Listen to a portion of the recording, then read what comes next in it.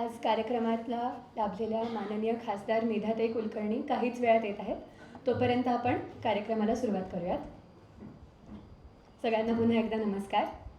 प्रकल्प वाटा या पुस्तकाच्या प्रकाशन सोहळ्याला जमलेल्या सर्व प्रमुख अतिथींचे म्हणजे प्रमुख वक्ते जयंतदादा कुलकर्णी, माननीय धन्वंतीताई हर्डीकर, ज्योत्स्ना प्रकाशनाचे मिलिंद परांजपे सर, कार्यक्रमाला उपस्थित असलेले शिक्षण क्षेत्रातील सर्व मान्यवर, स्नेही, विद्यार्थी मित्र ह्या सर्वांचे पुस्तकाच्या लेखिका जयश्रीताई काटीकर यांच्या वतीने मनापासून स्वागत.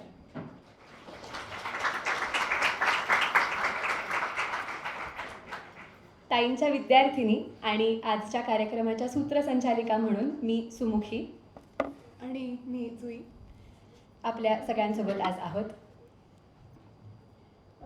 कार्यक्रमाची सुरुवात करण्याआधी सर्व प्रेक्षकांना एक नम्र विनंती. कृपया आपले भ्रमणध्वनी म्हणजेच मोबाईल फोन बंद ठेवावे किंवा सायलेंट मोडवर ठेवावे, ज्यामुळे कार्यक्रमात व्यत्यय येणार नाही. तर काहीच वेळ न दवडता कार्यक्रमाला सुरुवात करूयात. आरंभ करूयात एका सुरेल गीताने. ज्ञानप्रबोधिनी प्रशालेमधील जयश्रीताईंच्या विद्यार्थिनी इयत्ता 7वीमधील स्पृहा, इयत्ता 9वीमधील अवनी, सान्वी आणि आनंदी या आज आपल्यासमोर गीत सादर करत आहेत. त्यांना मी मंचावर येण्याची विनंती करते.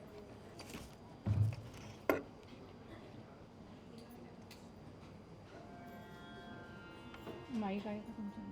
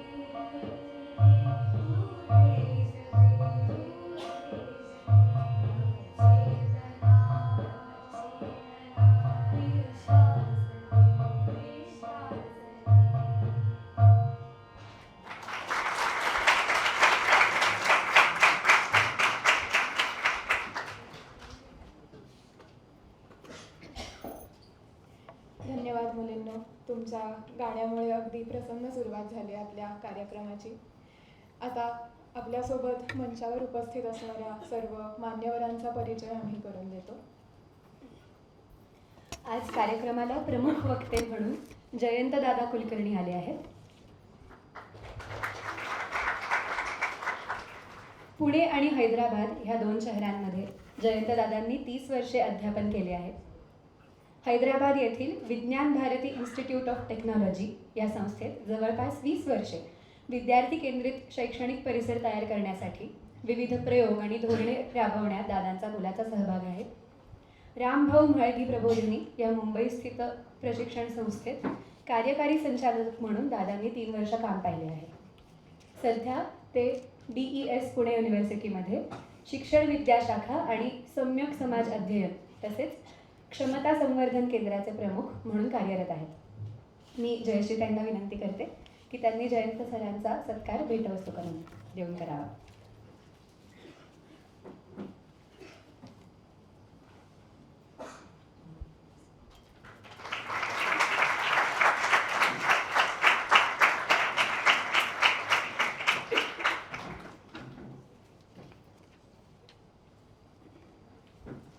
आज प्रकाशित होणाऱ्या प्रकल्प वाटा या पुस्तकाला धन्वंतीताई हर्डीकर यांची प्रस्तावना लाभली आहे. धन्वंतीताई महाराष्ट्र राज्य पाठ्यपुस्तक मंडळ म्हणजेच बालभारती येथे 1982 ते 2006 या कालावधीमध्ये विद्यासचिव म्हणून तर 2006 ते 2017 या काळामध्ये विशेषाधिकारी इंग्रजी भाषा म्हणून कार्यरत होत्या. आपल्याला शाळेमध्ये जी पाठ्यपुस्तकं मिळतात त्यांच्या आराखडा, रचना, नियोजन आणि निर्मिती प्रक्रियेमध्ये त्यांचा तब्बल 35 वर्षांचा अनुभव आहे.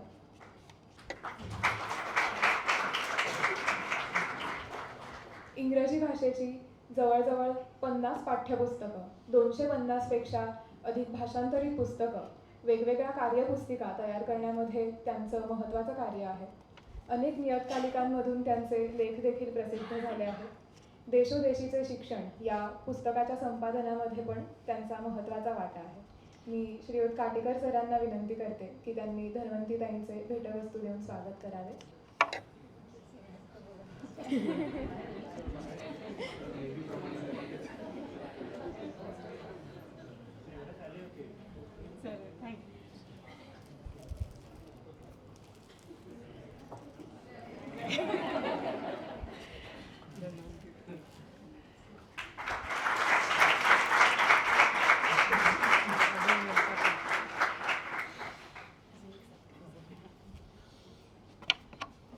ज्योत्स्ना प्रकाशन हे मराठी साहित्य क्षेत्राला अगदीच सुपरिचित असणारं नाव.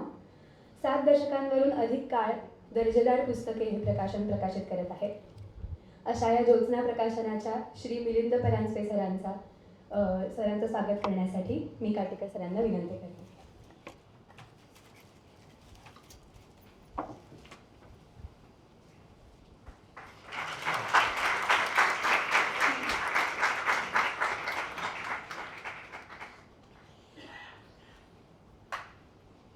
ज्ञानप्रबोधिनीच्या ग्रामविकसन विभागातर्फे वेल्हे परिसरामध्ये काम चालतं.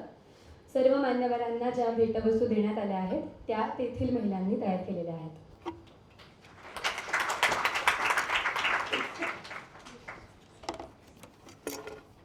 जयश्रीताई गेली काही वर्ष शालेय विद्यार्थ्यांना मराठी हा विषय शिकवत आल्या आहेत.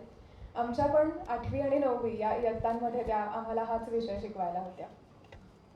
तेव्हा नेमके होते लॉकडाऊनचे दिवस, त्यामुळे समोरासमोर शिकायचा आनंद त्यांच्यासोबत आम्हाला जरा कमीच घेता आला.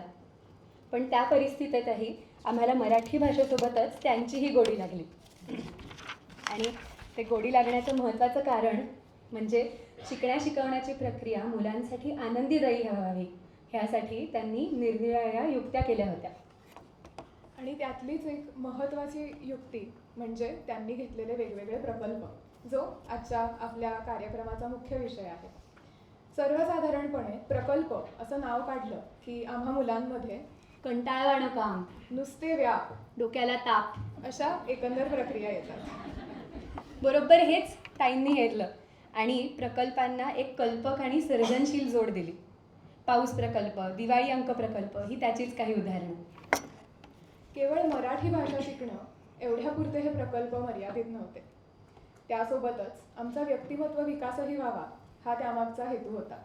म्हणजे समाज समजून घेताना या प्रकल्पामधून आम्ही सामाजिक व्यवस्था आणि सामाजिक उतरंड शिकलो, तर मानसशास्त्र आणि भरतमुनींच्या रससिद्धांताचे धडे आम्हाला हा खेळ भावनांचा या प्रकल्पामधून गिरवता आले. सोबतच स्वतःच्या भावनांना नेमकेपणाने अभिव्यक्त कसं करावं हे सुद्धा आम्हाला त्यातनं शिकता आलं. आणि ह्याच सगळ्या प्रकल्पांवर आधारित प्रकल्प वाटा हे पुस्तक आज प्रकाशित होत आहे.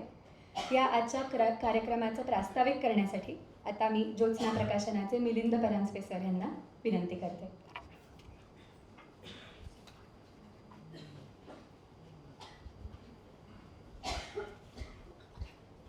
नमस्कार. प्रकाशन समारंभासाठी मी अनेकदा लेखकांच्या विनंतीवरून उपस्थित राहिलो आहे, पण प्रकाशन समारंभाला जाणं ह्याच्यात थोडं एक दडपणच असतं. पुस्तक प्रकाशनाच्या कार्यक्रमाला लेखक खूप उत्साही असतात, प्रश्नच नाही, आनंद चांगली गोष्ट आहे ती. भीती असते ती पुढे उपस्थित असणाऱ्या माणसांची संख्या. लेखक उत्साहाने काम करत असतात प्रकाशन समारंभासाठी. इथे मला एक्झॅक्टली उलटं चित्र दिसतंय. ज्यांनी पुस्तकाचं काम केलं त्यांनी पुस्तक तयार होईपर्यंत खूप काम केलं. आजच्या कार्यक्रमाचं सगळं काम त्यांचा मित्रवर्ग करतोय, त्या काहीच करत नाही आहेत. आणि उपस्थिती रविवार दुपार 4 वाजता असून सुद्धा आश्चर्यकारक आहे. त्यामुळे या दोन्ही पुस्तकासाठी त्यांचं कौतुक करायलाच हवं, या कामासाठी सुद्धा त्यांचं आणि आनंद काटेकरांचं सुद्धा, कारण मी त्यांनाही ओळखतो, या दोघांचंही कौतुक करायला हवं. आजच्या कार्यक्रमात शिक्षक मुलांप्रमाणेच आणि शिक्षण क्षेत्रातले बरीच तज्ज्ञ मंडळी उपस्थित आहेत. त्यामुळे मी पुस्तक या विषयात फारसं आज काही बोलणार नाही आहे. न बोलण्याची कारणं 2 आहेत. ह्यांच्या पुस्तकाची सुरुवात झाली साधारण 1.5 वर्षापूर्वी. त्या सुरुवातीला हस्तलिखित स्वरूपात किंवा टाईप केलेल्या स्वरूपात माझ्या हातात काही प्रिंटआउट आले, मी ते वाचले, आम्ही काम करायला सुरुवात केली.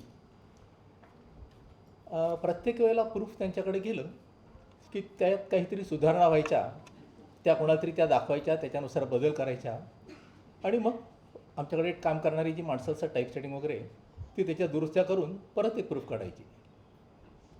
प्रूफ बरोबर दुरुस्त झालेलं आहे की नाही हे बघण्यासाठी सुद्धा त्या स्वतः येऊन हजर असायच्या. लेखक जर इतके उत्साही असतील तर मला जरा कमी लक्ष घालायला लागतं. आजवरचा माझा अनुभव आहे. सहसा अशी वेळ येत नाही, पण या बाबतीत ती आली होती. बरं, ह्या सुधारणा झाल्यानंतर शेवटचं जे असतं ते मी नेहमीच वाचतो, पण शेवटचं म्हणजे हे पुस्तकच तयार झालं, कारण ते होईपर्यंत त्यांच्या मनात काहीतरी सुचत होतं, सुधारणा होत होत्या आणि बदल होत होते. आपल्या कामाबद्दल समाधानी नसणं, त्यात काहीतरी अजून सुधारणा हव्यात असं वाटणं, ही अत्यंत चांगली आणि महत्त्वाची गोष्ट आहे. तरच तुम्हाला पुढे जाता येतं.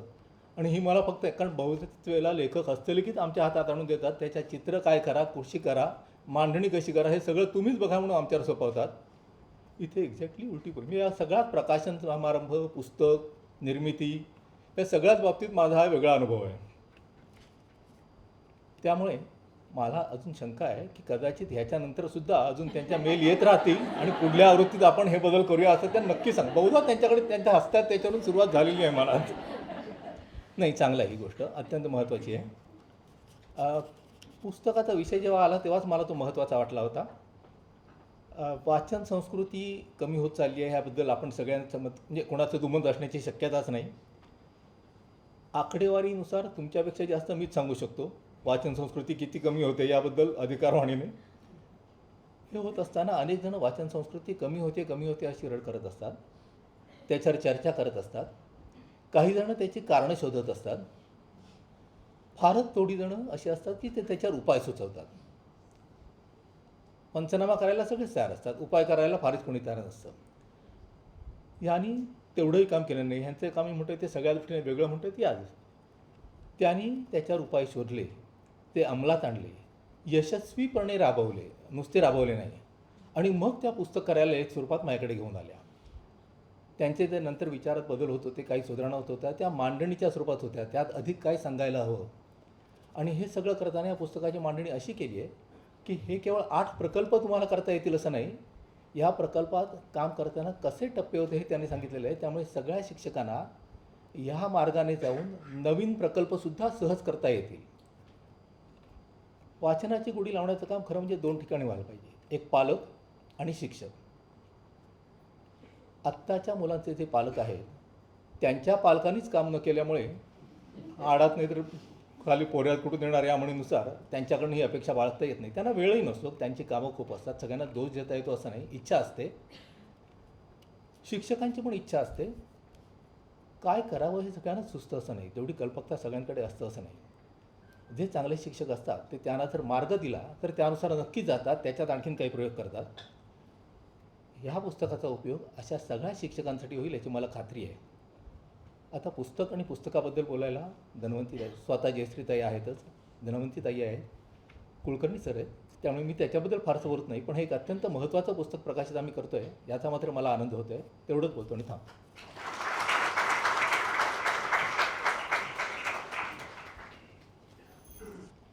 धन्यवाद सर. पुस्तकासोबतच निर्मिती प्रक्रियेचा पण तुम्ही खूप छान आढावा आम्हाला दिलात.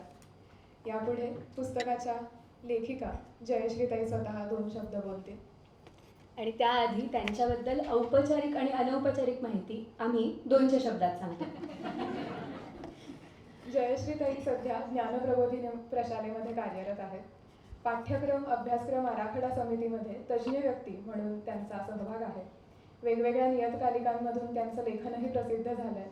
तसेच विविध प्रशिक्षण आणि कार्यशाळा यांमध्ये पण ताईंचा सहभाग आहे. आमच्या शाळेमधलं म्हणजे अक्षरनंदन शाळेमधलं अनौपचारिक वातावरण आणि ताईंची मुलांशी मैत्री करण्याची वृत्ती यामुळे आम्हाला आमच्यात कधी फक्त शिक्षिका विद्यार्थिनी असं नातं जाणवलंच नाही. आम्ही तासांना ताईंबरोबर भरपूर धमाल करायचो, अक्षरशः हसत खेळत शिकायचो. हां, आणि वर्गामध्ये भाषिक विनोद तर नेहमीच घडायचे. अगदीच. वर्गात एकदा ताई कर्तरी कर्मणी आणि भावे प्रयोगातला फरक सांगत होत्या. कर्मणी प्रयोगाचं उदाहरण म्हणून त्यांनी मुंगसाने साप मारला हे सांगितलं. त्यानंतर त्यांनी आम्हाला कर्ता कर्म बदलून वेगवेगळी उदाहरणं द्यायला सांगितली. तेव्हा आमच्या एका खोडकर मित्राने वाक्यातलं कर्ता कर्म पार बदलून टाकून जयश्रीने पाकिट मारले असा ताईंवरच विनोद केला. त्यावर एकच हशा पिकला आणि विनोद व्याकरणदृष्ट्या बरोबर होता म्हणून ताई विनोदात सामील झाल्या. अशा या आमच्या शांत पण तेवढ्याच खेळकर आणि मुलांना जीव लावणाऱ्या जयश्रीताई. आता मी त्यांना विनंती करते की त्यांनी पुस्तकाविषयी आपलं मनोगत व्यक्त करावं.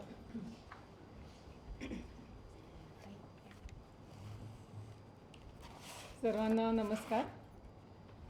एक फक्त विनंती आहे, अनेक छोटे छोटे आलेले आहेत बच्चे कंपनी, तर ते जर इथे येऊन पुढे बसले तर बाकीचे जे उभे आहेत तर त्यांना जागा होईल. जर कोणी इथे येऊन बसू इच्छित असेल तर नक्की यावं. व्यासपीठावरील सर्व मान्यवर, आज प्रमुख पाहुण्यांचं म्हणजे ज्यांच्या हस्ते प्रकाशन आहे त्यांचा निरोप आलेला आहे की ते 10 मिनिटामध्ये येतील. प्रमुख वक्ते आहेत जयंतदादा कुलकर्णी, याच्यावरती बोलणार आहेत प्रस्तावना लिहिलेल्या माननीय धन्वंतीताई हर्डीकर, परांजपे सर. नेहमीप्रमाणे वर्गातली 45 मिनिटाचा तास होऊ नये आणि माझी एकंदर पुस्तकामागची प्रक्रिया आणि माझं मनोगत नेमकेपणाने तुमच्यापर्यंत पोचावं म्हणून मी हे लिहूनच आणलेलं आहे. घर बघावे बांधून या धर्तीवर पुस्तक बघावे लिहून आणि प्रकाशनाचा कार्यक्रमही बघावा योजून, हे सगळे अशा प्रकारचे अनुभव माझे घेऊन झालेले आहेत. खरं तर समोर प्रेक्षकांमध्ये बसून असे बरेच कार्यक्रम केलेले आहेत, पण या बाजूला उभं राहून अशी वेळ कधी येईल असं खरं तर वाटलं नव्हतं, पण आज ती वेळ आलेली आहे. मुलांबरोबर काम करत असताना माझे काही लेख वर्तमानपत्रांमध्ये वेगवेगळ्या नियतकालिकांमध्ये प्रसिद्ध होत होते, पण तरी पुस्तक आणि आपला काही संबंध आहे असं वाटलं नव्हतं. पण तेव्हा साधारण म्हणजे 2.5-3 वर्षांपूर्वी 2-3 जणांनी आता जरा पुस्तकाचं मनावर घ्या असं सांगितलं आणि मग तिथून जरा मार्ग थोडा दिसायला लागला. यामध्ये साधारण 3-1 वर्षांपूर्वी DESच्या शिक्षकांसाठी काही प्रशिक्षण आयोजित केली होती. त्या दरम्यान DESचे माजी अध्यक्ष शरदराव कुंटे, DESच्या आजीव सदस्या जर्मन भाषा तज्ज्ञ सविताताई केळकर यांच्याशी भेटी झाल्या. या 2 व्यक्तींबरोबरच ज्ञानप्रबोधिनी प्रशालेचे प्राचार्य मिलिंद नाईक सर यांनी पुस्तकाचा विषय छेडला. सविताताई आणि मिलिंद सर दोघंही आज इथे उपस्थित आहे, याचा मला नक्कीच आनंद होतोय. इतकी मंडळी सांगतायत तर आपण जरा विचार करून बघूया असं मनात आलं आणि आपल्या काय आपण लिहिलेलं आहे असं थोडंसं संकलन करायला सुरुवात केली. खूप वेगवेगळ्या प्रकारचं साहित्य होतं, पण ललित लेखनसुद्धा होतं त्याच्यामध्ये, पण एक पुस्तकाचा ऐवज होईल असं मात्र त्याच्यामध्ये मला काही दिसत नव्हतं. पण तरी राहून 4 जे वर्ग प्रकल्पांवरचे छोटेखानी लेख होते त्याच्यावरच माझं लक्ष सारखं जात होतं. आता म्हणजे 2020 धोरण घातलं आहे आणि त्याच्यामध्ये प्रकल्पाला असलेलं महत्त्व असं बघून की या प्रकल्पांवर जर पुस्तक झालं आणि ते अनेकांपर्यंत पोचलं तर त्याचा नक्की उपयोग होईल असंही कुठे वाटत होतं. पण हे लेख प्रकाशित कोण करणार? लेखीच्या लग्नाला नाही एवढे प्रकाशकाचे उमरे झिजवायला लागतात, किंवा आजकाल कोणी आपणहून अशी पुस्तकं छापत नाही, अशा सूचनाच मला जास्त मिळाल्या. म्हणून पुस्तक छापण्याचा मार्ग स्थगित ठेवून पुस्तक रूपात काही करता येतील का ते पाहू असा विचार सुरू झाला. त्यासाठी हरहुन्नरी कलाकार आणि सहकारी मित्र अक्षय वाटवे याच्यापर्यंत पोचले. त्यानेही पुस्तकाची कल्पना उचलून धरली. पण दरम्यान गोष्टी अशा काही घडल्या की एक दिवस मी, अक्षय आणि ज्योत्स्ना प्रकाशनचे परांजपे त्यांच्या कार्यालयात भेटलो. तेव्हा करूया प्रकल्पांचं पुस्तक असं ते म्हणाले.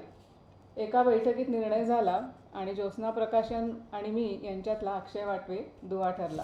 तो पण आज उपस्थित आहे इथे. अक्षरनंदन शाळेला 25 वर्ष झाली तेव्हा अक्षरमुद्रा नावाचा विशेषांक प्रकाशित करण्यात आला होता. अंकाच्या संपादक वंदनाताई भागवत, मुख्याध्यापिका रश्मी पंडित, पर्यवेक्षिका अरुंधतीताई तुळपुळे यांच्या आग्रहाखातर अक्षरमुद्रा अंकासाठी प्रकल्पांवरचे छोटेखानी 3 लेख लिहिले होते. ते 3 लेख आणि जीवन शिक्षण मासिकात प्रकाशित झालेला 1 लेख, एवढ्या 4 लेखांच्या सामुग्रीनिशी मी पुस्तकासाठी तयार होते. अक्षरनंदनच्या वंदनाताई पण आपल्यामध्ये उपस्थित आहेत. या 4 लेखांची फार तर एखादी पुस्तिका होऊ शकते असं मला परांजपे सर म्हणाले. मग त्याच्यामध्ये काय भर घालता येईल अशी त्यांच्याशी आणि अनेकांशी चर्चा सुरू झाली आणि लेखणी सरसावून मी लेखनाला बैठक मारली. अक्षरनंदन शाळेतले म्हणजे 2021 पूर्वीचे 4 प्रकल्प आणि आताचे ज्ञानप्रबोधिनी प्रशालेतले 4 प्रकल्प, ज्यापैकी एक माझा अजून वर्गात घेऊनही व्हायचा होता, असे 8 प्रकल्प पुस्तकासाठी नक्की केले. मुलांच्या साहित्याचे नमुने त्यात असावेत हा आग्रह होताच, पण यातल्या एका प्रकल्पाचा हा खेळ भावनांचा या प्रकल्पाचं साहित्य मात्र काही केल्या मिळत नव्हतं. भरपूर शोधाशोध केली, पण मग एकदम युरेका असं झालं आणि हा प्रकल्प आपण ऑनलाईन एकदा घेतला होता हे लक्षात आलं. आणि मग गुगल क्लासरूम गुगलून मुलांचा डेटा मिळवण्यात यश आलं आणि मग ते लेखनसुद्धा मुलांचं लेखन याच्यामध्ये घेता आलं. ज्ञानप्रबोधिनी प्रशालेत आले तेव्हाच ब्लूम्स, गिल्फर्ट वगैरे मानस शिक्षण तज्ज्ञांशी माझी ओळख झाली. प्राचार्य मिलिंद नाईक सर त्यांचाही नेहमी आपण जे काम करतोय ते अध्यापनशास्त्रीय दृष्टिकोनातून मांडण्याचा आग्रह असायचा. प्रशालेत माझ्या शेजारी मृण्मयी बसते, जी आता स्पेनमध्ये आहे. तिला काही सांगायचा अवकाश. हो ताई बरोबर, पण इथे शैक्षणिक प्रक्रिया काय घडली असं ती सारखं विचारायची. या सगळ्या वातावरणामुळे शाळेतल्या वेगवेगळ्या उपक्रमांचा अध्यापनशास्त्रीय दृष्टिकोनातून विचार करण्याची हळूहळू सवय होत गेली. पुस्तकाचा ऐवज जरा दिसू लागल्यावर ज्ञानप्रबोधिनीच्या वाना दांडेकर शिक्षण प्रशिक्षण केंद्राचे प्रमुख प्रशांत दिवेकर सरांना जाऊन भेटले. ज्ञानप्रबोधिनी प्रशालेत प्रकल्प पद्धतीची विशेष रचना आहे. प्रकल्प म्हणजे मुलाला काही प्रश्न पडणे आणि त्यातून त्याने अभ्यास करणे अपेक्षित आहे. पण इथे मुलांना नाही तर मलाच काही प्रश्न पडत होते किंवा मला काहीतरी वेगळं सुचत होतं असं पाहिजे तर आपण म्हणूया. आणि मग या प्रकल्पांना काय म्हणूयात अशी जेव्हा चर्चा झाली तेव्हा सरांबरोबरच्या चर्चेतून वर्ग प्रकल्प अशी एक नवी संज्ञा यासाठी मिळाली. पुस्तक लिहिण्याच्या प्रक्रियेत जसजसं ते अंतिम टप्प्याकडे येतं तसं प्रस्तावना हा महत्त्वाचा भाग असतो. पुस्तकातल्या आशयापेक्षा प्रस्तावना कोणी लिहिली आहे त्यावर पुस्तकाचं मोल ठरतं.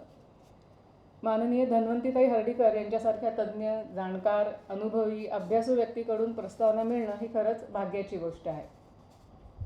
केवळ प्रस्तावना लिहून न थांबता पुस्तक अधिकाधिक गुणवत्तापूर्ण होईल यासाठी मौलिक सूचना ताईंनी केल्या.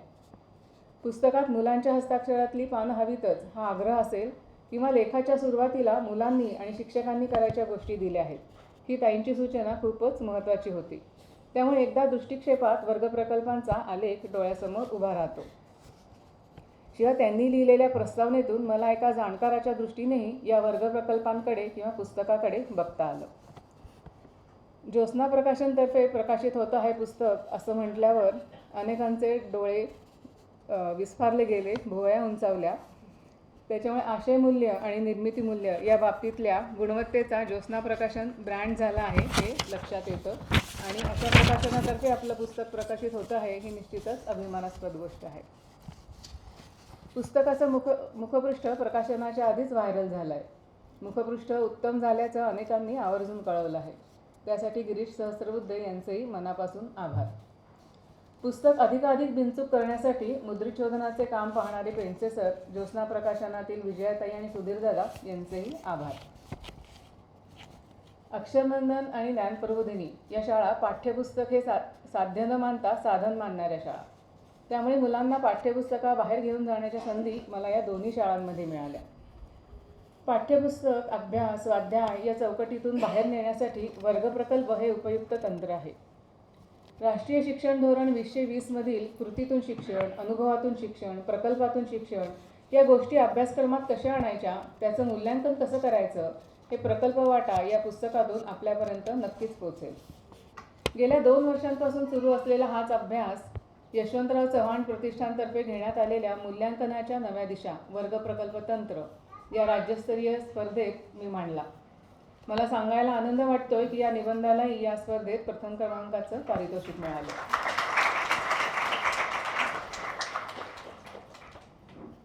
वर्गप्रकल्प हे तंत्र जसं मुलांसाठी उपयोगी आहे तसं ते शिक्षकांसाठीही खूप उपयुक्त आहे. वर्गप्रकल्पांच्या निमित्ताने मी शिक्षक म्हणून घडत गेले आणि प्रकल्प वाटा या पुस्तकाच्या निमित्ताने शिक्षक म्हणून मी अधिक प्रगल्भ होत गेले. एक वेगळी दृष्टी मला या सगळ्या प्रक्रियेदरम्यान हळूहळू गवसत गेली. मुलांच्या उत्तरपत्रिका तपासणं हे शिक्षकांसाठी कसं काम असतं हे मी काही वेगळं सांगायची गरज नाही. बरेचसे शिक्षक इथे उपस्थित आहेत. पण हे वर्गप्रकल्प वाचताना मात्र मुलं अधिकाधिक कळत गेली. मुलांना अभिव्यक्त होण्याच्या वेगवेगळ्या संधी एक शिक्षक म्हणून आपण उपलब्ध करून देऊ शकलो तर विलक्षण सुंदर पद्धतीनं मुलं अभिव्यक्त होतात यावर माझा 100% विश्वास या सगळ्या प्रक्रियेदरम्यान बसला. मेधाताईंचं परत एकदा आपण टाळ्यांच्या कडकडात स्वागत करूया. मी 2च मिनिटात हे पूर्ण करते आणि मग आपण मेधाताईंचं स्वागतही करूया.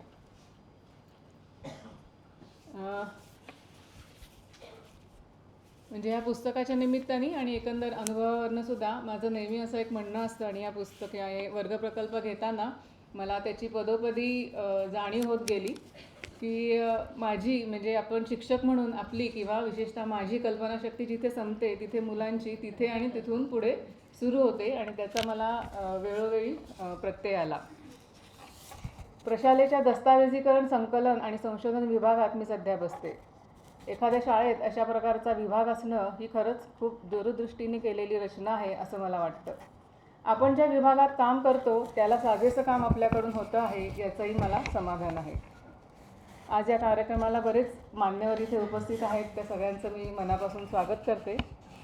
ज्ञानप्रबोधिनी प्रशालेचे माजी प्राचार्य, विद्यार्थीप्रिय शिक्षक, प्रकल्पातून शिक्षणाचा पाया ज्यांनी रोवला त्या विवेक पोंक्षे सरांचा आज स्मृतिदिन. प्रकल्प वाटा हे पुस्तक आज प्रकाशित होत आहे हा योगायोग असला तरी त्यामुळे मन समाधानाने भरून आलेलं आहे. धन्यवाद.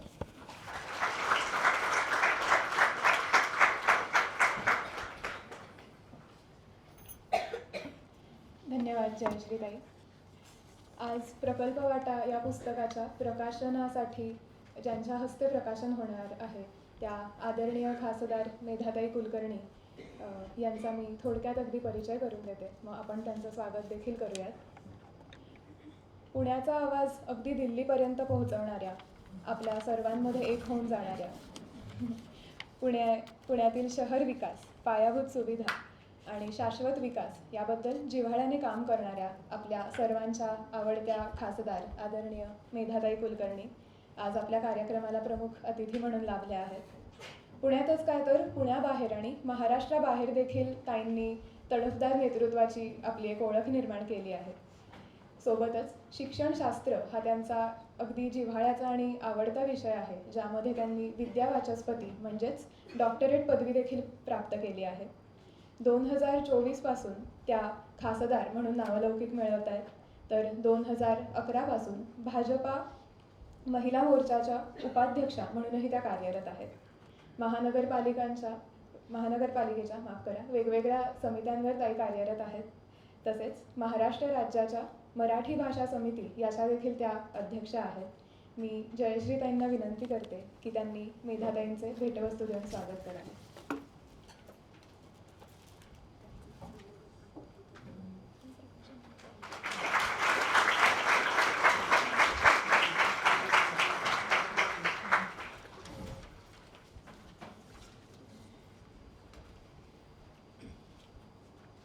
धन्यवाद ताई.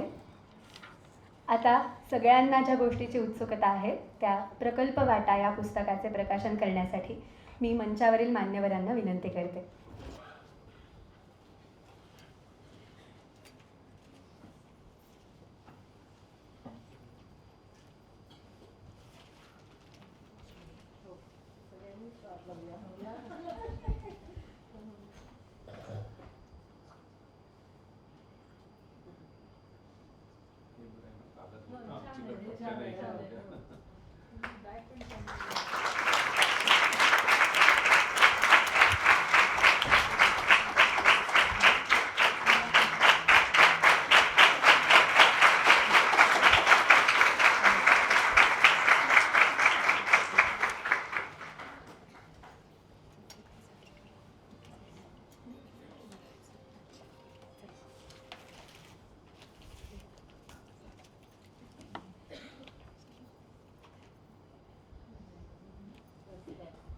अशा रीतीने प्रकल्प वाटा हे पुस्तक प्रकाशित झालेलं आहे आणि तुम्हा सर्वांप्रमाणे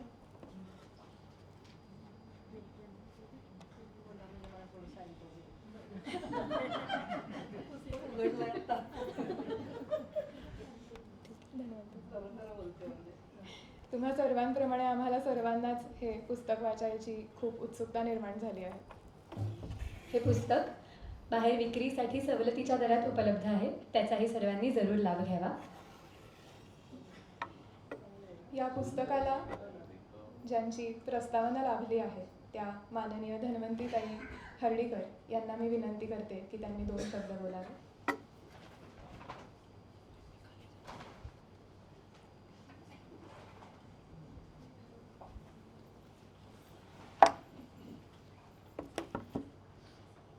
आदरणीय मेधाताई आणि व्यासपीठावरील सभागृहातील सगळे मान्यवर आणि माझ्या लहान मित्रमैत्रिणींना, मी ह्या पुस्तकाच्या आशयाबद्दल फार बोलणार नाही बरं का, म्हणजे ते स्पॉयलरसारखं होईल. या पुस्तकात सगळ्यांनी हे पुस्तक खरंच वाचावं आणि पाहावं अशी माझी इच्छा आहे. त्यामुळे पुस्तकात काय आहे याच्या तपशिलात मी जाणार नाही, पण हे पुस्तक मला का आवडलं आणि ह्या पुस्तकाचा पुढे काय चांगला उपयोग होऊ शकतो, या पुस्तकाच्या निमित्ताने आणखी काय चांगल्या गोष्टी घडू शकतात हे मी बोलणार आहे. खरं म्हणजे पुस्तक प्रकाशन किंवा अशा औपचारिक कार्यक्रमांना मी फार जात नाही आणि प्रस्तावना लिहिणं वगैरे अशा औपचारिक गोष्टीसुद्धा मी फारशा करत नाही. पण या पुस्तकाला मी लगेच प्रस्तावना लिहायला हो म्हणलं त्याची कारणं 2. एक तर मी आणि जयश्री काटीकर यांच्यामधला दुवा जोगसर यांच्यामुळे मला नाही म्हणणं शक्यच नव्हतं, म्हणजे ह्या एक भाग. दुसरं, बालभारतीमध्ये भूगोल समितीवर असताना जोगसरांनी इतक्या अप्रतिम काही ॲक्टिव्हिटीज आणि त्या भूगोल विषयाला एक संपूर्ण नवीनच दिशा देण्याचं काम केलेलं मी इतक्या जवळून पाहिलं होतं की या पुस्तकात नक्कीच काहीतरी नवीन असेल अशी एक खात्री होती. आणि पुस्तकाचा मसुदा वाचल्यावर तर मला ते फारच आवडलं. याचं कारण असं की हे सगळं पुस्तक संपूर्णपणे त्यांच्या अनुभवावर आधारित आहे. नवीन एज्युकेशन पॉलिसी किंवा इतर शिक्षण विषयक पुस्तकं आत्ता बरीच प्रकाशित होत असतात. त्या आणि प्रशिक्षण साहित्य तर भरपूरच तयार असतं. मी मुख्यतः महाराष्ट्रात तयार होणाऱ्या साहित्याबद्दल बोलते. पण ते सगळं साहित्य खूपसं औपचारिक वाटतं. म्हणजे त्याच्यात सगळं काही अगदी जसं असावं तसं, म्हणजे एखाद्या पाठ्यपुस्तकात एखादी गोष्ट कशी शिकवावी हे दिलेलं असेल त्या पद्धतीनेच आम्ही केलं आणि तसं झालं, अशा 2च गोष्टी असतात. तर म्हणजे ते वाचल्यावर तुम्हाला नेमकं काय झालं आणि यांनी नेमकं काय केलं हे कळतच नाही. म्हणजे मी हा प्रकल्प घेतला आणि मुलांच्या क्षमता विकसित झाल्या, पण मध्ये काय घडलं ते नाही कळत. याचं कारण असं की ती बरीचशी पुस्तकं मनाने लिहिलेली असतात किंवा बरंचसं साहित्य हे कुठेतरी अभ्यास करून संदर्भ बघून लिहिलेलं असतं, अनुभवाचा भाग त्यावर नसतो. ह्या पुस्तकाचं सगळ्यात महत्त्वाचं वैशिष्ट्य असं आहे, आणि म्हणून मी म्हणते की मी त्याच्याबद्दल फार बोलणार नाही, तर तुम्ही जरूर स्वतः वाचा, की यातला प्रत्येक प्रकल्प त्यांनी स्वतः केलेला आहे. तो प्रकल्प सुचला कसा, त्याला आकार कसा दिला, तो वर्गात कसा राबवला, तो राबवताना त्याच्यासाठी काय काय पूर्वतयारी केली, राबवताना मुलांनी काय मजा केल्या आणि काय काय मुलांच्या एकूण परफॉर्मन्समधनं कामगिरीतनं त्यांना काय काय उलगडत गेलं, त्यातल्या बऱ्या वाईट गोष्टी, आणि थोडासा याच्यापेक्षा थोडासा तांत्रिक भाग म्हणजे हा प्रकल्पाचा भाग हा नुसता को-करिक्युलर किंवा अभ्यासक्रमाच्या बाहेरचा भाग नव्हता. हे प्रकल्प त्यांनी अभ्यासाचे भाग म्हणून घेतलेले आहेत. तर अभ्यासाचा भाग म्हणून घेतल्यानंतर त्याचं मूल्यमापन कसं करायचं हा पण एक शिक्षकांना असलेला महत्त्वाचा प्रश्न असतो, आणि त्यावर 1-2 मिनिटांनी परत बोलू. पण ते मूल्यमापन कसं करावं, कसं करता येईल, इंडिव्हिज्युअल मुलांचा त्याबाबत एकेका मुलाचा कसा विचार करावा, गटाचा कसा विचार करावा, त्याच्या नोंदी कशा कराव्यात, पालकांशी त्याबाबत कसा संपर्क साधावा, हे सगळं त्यांनी फार तपशीलवार लिहिलेलं आहे. अशी पुस्तकं मराठीत म्हणजे माझ्या पाहण्यात तरी हे एकच आहे. या व्यतिरिक्त आणखी असतील तर मला माहिती नाही. आणि हे या पुस्तकाचं खरंच वैशिष्ट्य आहे. 2 स्तरांवर हे पुस्तक चालतं, हे मला फार आवडलेली बाब आहे त्यातली. एक म्हणजे मी सांगितलं तसं प्रत्यक्ष अनुभव हा नोंदवलेला आहे त्याच्यात, आणि त्याच्यात मगाशी आपण एक झलक पाहिली, त्यांनी सांगितलं की जयश्रीनी पाकिट मारलं.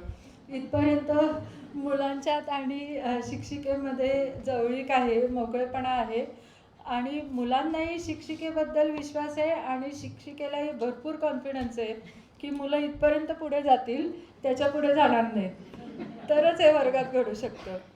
तर हा अनुभव तर नोंदवलेला आहेच, पण या अनुभवाच्या निमित्ताने त्यांनी केलेलं जे चिंतन आहे ना, ते त्याहीपेक्षा महत्त्वाचं आहे.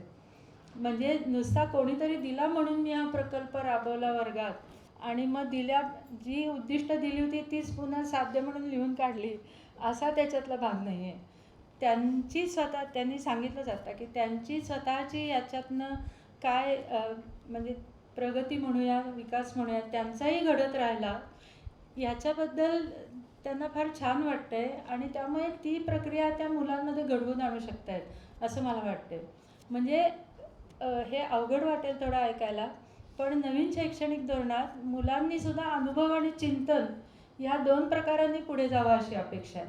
म्हणजे नुसतं करणं नाही, नुसता अनुभव घेणं नाही, तर त्या अनुभवावर विचार करून स्वतः त्यातनं पुढे जाणं हा भाग मुलांकडनं आपल्याला हवा असेल तर आधी शिक्षकांना तो यायला पाहिजे, आणि शिक्षकांनी नुसता प्रवचन देऊन नाही तर स्वतःच्या वागणुकीतनं तो मुलांना दाखवून दिला पाहिजे. पुस्तकात एके ठिकाणी उल्लेख आहे की मुलं जेव्हा म्हणली त्यांना की याच्यासाठी आम्ही सोशल मीडियाचा उपयोग करतो, आम्ही कम्प्युटर्सचा उपयोग करतो, तेव्हा एखाद्या पारंपरिक शिक्षिकेसारखं त्यांनाही वाटलं काय आहे, म्हणजे मराठीचा विषय, भाषा विषय आहे, आणि त्यांना हे आपण टाईप करायला आणि सगळं कम्प्युटरवर काम करायला परवानगी द्यायची का? पण त्यांनी परवानगी नाकारली नाही, हे लक्षात घ्या. म्हणजे बदलत्या काळाप्रमाणे मुलांनी स्वतःही इच्छा व्यक्त केलेली आहे, तर त्यांना याच्यात पुढे जाऊ द्या, हा डिसिजन त्यांनी घेतला. ही फार महत्त्वाची गोष्ट आहे, आणि हा निर्णय चिंतनातून आला.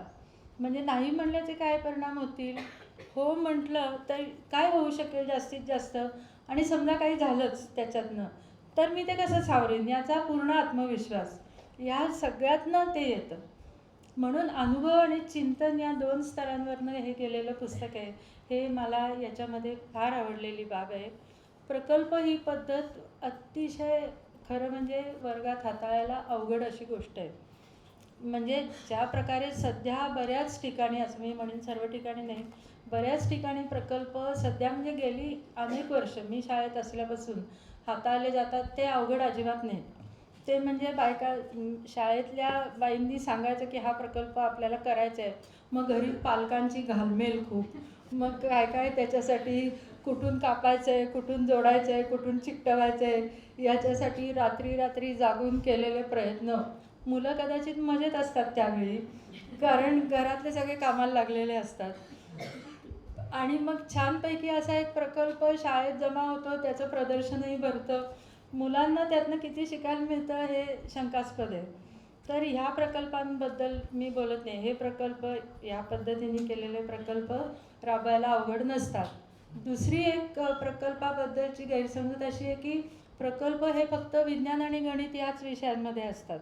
म्हणजे काहीतरी मॉडेल एखादं बनवायचं हाताने किंवा लोकांना दिसेल अशा काहीतरी गोष्टी तयार करायच्या, ह्याला प्रकल्प म्हणायचं असंही काही जणांना वाटतं.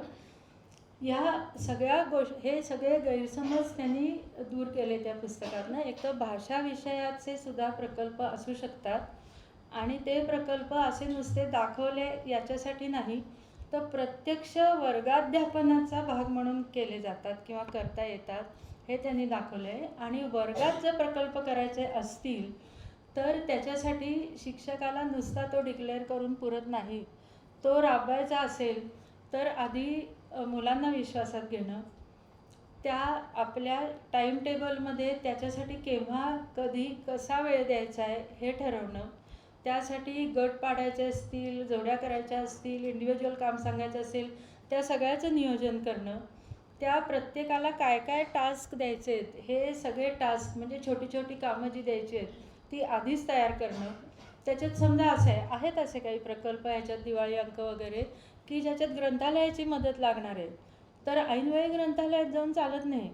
त्याच्यासाठी त्या शिक्षिकेला आधी ग्रंथपालांना जाऊन सांगायला लागतं की या तासाला यावेळी माझी मुलं येतील, त्यांना हे उपलब्ध करून द्या. तर ह्या आजच्या कार्यक्रमावरनं पण तुम्हाला दिसलं असेल की त्या मायक्रो प्लॅनिंग अगदी उत्तम प्रकारे करू शकतात. तसं मायक्रो प्लॅनिंग शिक्षकाला करावं लागतं प्रकल्पाला, तरच ते प्रकल्प एका विशिष्ट पद्धतीने पुढे जाऊ शकतात. आणि या पुस्तकात त्यांनी दाखवून दिलं आहे की वर्गाबाहेर न जाता किंवा शाळेच्या टाईमटेबल व्यतिरिक्त वेळ न देता सुद्धा आपल्याला प्रकल्प चांगल्या पद्धतीने राबवता येतात. आणि का घ्यायचे प्रकल्प, तर प्रकल्पातनं मुलं फक्त स्मरणशक्तीवर आधारित करायच्या गोष्टी करत नाहीत तर त्यांना आयुष्यभर लक्षात राहतील अशा काही गोष्टी शिकतात. तुम्हाला सुद्धा आठवत असेल आपल्याला शाळेमध्ये आपण प्रश्नोत्तरं जी लिहिली परीक्षेत त्या प्रश्नोत्तरांपैकी एखादा विषय आपण पुढे तोच अभ्यासाला घेतला असेल तर त्यातलं काही लक्षात राहिलं असेल. बाकी समजा आपण भाषेचे विद्यार्थी असू तर विज्ञानाच्या पुस्तकात 8वी 9वीत विज्ञानाच्या परीक्षेत काय प्रश्नोत्तरं लिहिली काही आठवत नाही आता. पण आपण एखादी शाळेमध्ये माझ्या शाळेतली एक छोटीशी आठवण सांगते, फार लांबवणार नाही माझं भाषण. मलाही असं काही, मी जरी पाठ्यपुस्तक मंडळात कामाला होते तरी त्या निमित्ताने पुस्तकं पुन्हा पाहिली म्हणून काही लक्षात राहिलं असेल तर तेवढंच. पण नाहीतर आपला विषय शाळेतला एकदा सुटला की पुढे लक्षात राहत नाही, ही जरा दुर्दैवाची गोष्ट आहे. कारण सगळ्या विषयांचा बेस आपल्याला मिळणं अपेक्षित असतं शालेय शिक्षणातनं, त्याच्याऐवजी आपण एकारलेपणाने पुढे जातो. पण लक्षात काय राहतं, माझी आठवण सांगते की आमच्या शाळेत अशी एक पद्धत होती की वर्गाने हळदी कुंकू करायचं. म्हणजे वर्गातल्या मुलींनीच ठरवायचं काय त्यावेळी 5 पैसे वगैरे वर्गणी असेल ती वर्गणी मुलींनीच जमा करायची. मग सजावट कशी करायची आहे, शिक्षिका बघायला यायच्या मग त्या हळदी कुंकवाला, त्यांना गजरा द्यायचा की नाही, त्यांना आणखी काय द्यायचं हे सगळं मुलींनी प्लॅन करायचं. वर्ग स्वच्छ करणं, स्वतः काय कपडे घालायचे ते ठरवणं, मग ही कामं वाटून द्यायची. तर हे सगळं छान लक्षात आहे बरं का. म्हणजे तेव्हा कोणी कोणी काय काय केलं आणि आम्ही तो कसा छान आमचा वर्ग सजवला आणि मग वर्ग शिक्षिका आल्यावर काय म्हणल्या हे सगळं स्वतः अनुभवलं ना, स्वतः निर्णय घेतले त्यावेळी वर्गातल्या मुलींनी, स्वतः त्याच्यासाठी काम केलं आणि त्यामुळे थेट जी काही स्तुती कौतुक मिळायचं ते खरोखर स्वतःहून केलेल्या कामाला मिळालं. हा अनुभव प्रकल्पातनं मुलांना मिळतो आणि त्यामुळे त्यातनं होणारं शिक्षण हे कायम लक्षात राहणारं असतं. हा प्रकल्प देण्यातला उद्देश आहे. प्रकल्प पद्धतीवर तांत्रिक मी आत्ता बोलणार नाही फार, पण नवीन आपलं जे शैक्षणिक धोरण आहे त्याच्यामध्ये मुलांनी हाताने करणं आणि जे आपण करतोय ते सतत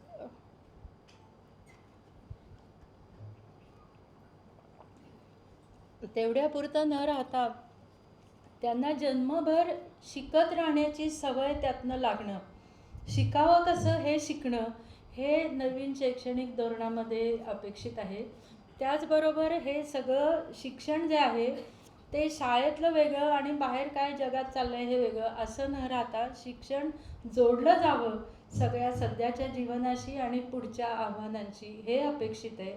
आणि हे केव्हा येईल तर मुलांनी स्वतः हाताने काही करून पाहिलं आणि महत्त्वाचं म्हणजे त्याच्यावर विचार केला तर हे सगळं घडेल. या सगळ्या प्रकल्पांतला महत्त्वाचा भाग असा आहे की प्रकल्प केल्यानंतर त्यांनी मुलांना त्याचं जे रेकॉर्ड करायला सांगितलं आहे, अहवाल करायला सांगितलं आहे, त्यात मुलांनी फार सुंदर सुंदर स्वतःची निरीक्षणं मांडली आहेत. म्हणजे माझ्या प्रस्तावनेतही मी त्याचा उल्लेख केलेला आहे की ज्या गोष्टी मुलांना आधी किचकट वाटत होत्या त्यानंतर आवडायला लागल्या, किंवा प्रकल्प करता करता हे काम फारच बोर असतं बुवा याचा पण साक्षात्कार झाला. अशा अनेक गोष्टी ज्या आहेत मुलं आपण काय शिकतोय आणि त्यातनं आपल्याला नेमकं काय मिळतं आहे याचा विचार करायला लागल्यामुळे जोडली गेली शिक्षणाशी. आता जो मुलांना कंटाळा येतो ना शाळेत जाऊन आणि नकोसं वाटतं अभ्यास करणं, ते सगळं बाजूला जाऊन एकदम शिक्षण ही काहीतरी खूप रंजक आनंददायी आपल्याला प्रत्यक्षात काहीतरी देणारी अशी काहीतरी एक प्रक्रिया आहे. हा अनुभव या प्रकल्पातनं येत गेला.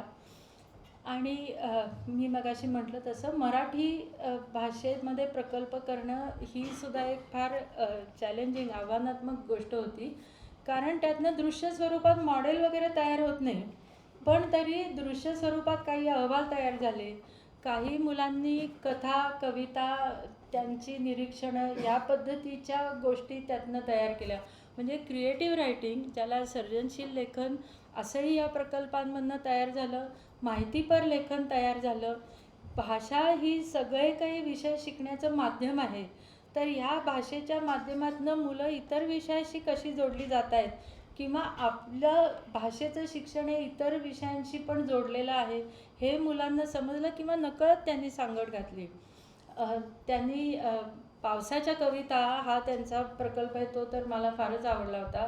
त्या पावसाच्या कवितांमध्ये मुलांनी स्वतः कविता करताना पन्हाळगडच्या वेळी म्हणजे पन्हाळगडच्या लढाईच्या वेळी पाऊस पडत होता याचा रेफरन्स देऊन कविता लिहिली.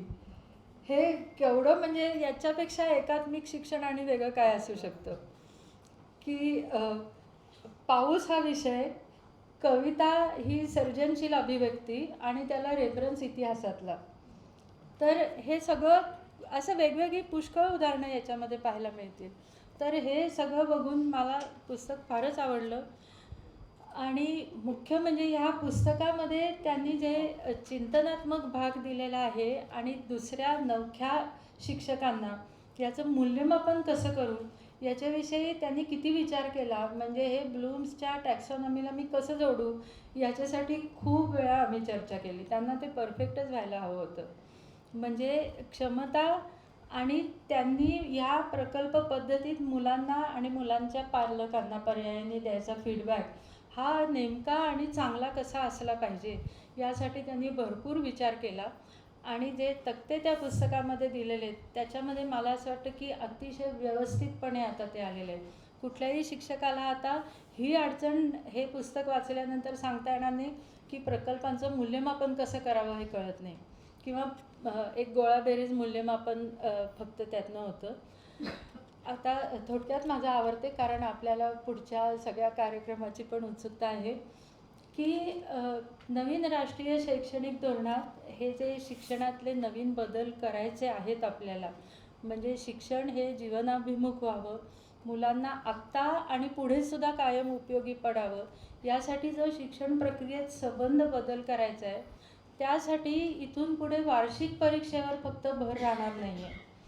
तर वर्षभर मुलं जे काही काम करणार आहेत, तो हे सगळं काम हा मूल्यमापनाचा भाग असणार आहे. मी त्याच्या फॉर्मेटिव्ह इव्हॅल्युएशन वगैरे अशा तांत्रिक नाही आत्ता काही संज्ञा वापरत, पण वर्षभर मुलं जे काम करणार आहेत त्या कामाला जवळजवळ 70% इतका भर आपल्या नवीन धोरणामध्ये आता दिलेला आहे. आणि त्यामुळे शिक्षकांचं काम कमी नाही झालेलं, शिक्षकांचं काम भरपूर वाढलेलं आहे. त्या कामाला एक चौकट मिळावी, एक दिशा मिळावी, यासाठी हे अतिशय संदर्भ म्हणून उपयोगी पडणारं पुस्तक आहे. आणि हे पुस्तक बघून शिक्षकांनी असेच प्रकल्प करावे असं नाही माझं म्हणणं. मला असं वाटतं की सायन्सचा शिक्षक असेल, गणिताचा शिक्षक असेल, सामाजिक विज्ञानाचा शिक्षक असेल, तरीसुद्धा प्रकल्प कसे हाताळायचे आणि त्या प्रकल्पांना आपल्या शाळेच्या अभ्यासाच्या चौकटीत कसं बसवायचं, याचा एक सविस्तर म्हणजे चित्रपटच ह्या पुस्तकाने आपल्याला दिला आहे.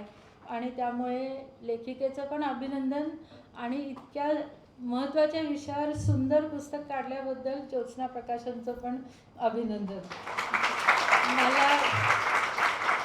मला वाटत नाही ह्या विषयांवरती फारशी प्रकाशनं ह्या स्वरूपाची मराठीत केली जातात.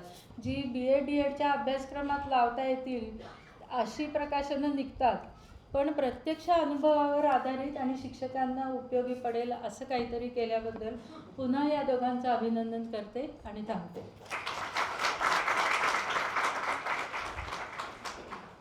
खूप खूप आभार धन्वंतीबाई. तुम्ही प्रकल्प प्रक्रिया, उद्दिष्ट आणि शिक्षक आणि विद्यार्थी यांसाठी त्याचं महत्त्व याबद्दल एवढं सुंदर विवेचन केलं. यानंतर मी आपल्या प्रमुख अतिथी माननीय मेधाताई कुलकर्णी यांना विनंती करते की त्यांनी 2 शब्द बोलावे.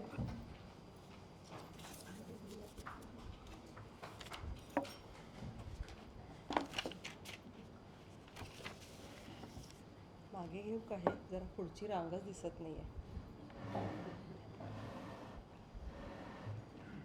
तपकीर सर दिसत नाहीत, असं कसं चालेल भाषण करणाऱ्याला. सर्वांना नमस्कार. प्रकल्प वाटा या पुस्तकाचं प्रकाशन झालं असं सगळ्या मान्यवरांच्या वतीने मी जाहीर करते.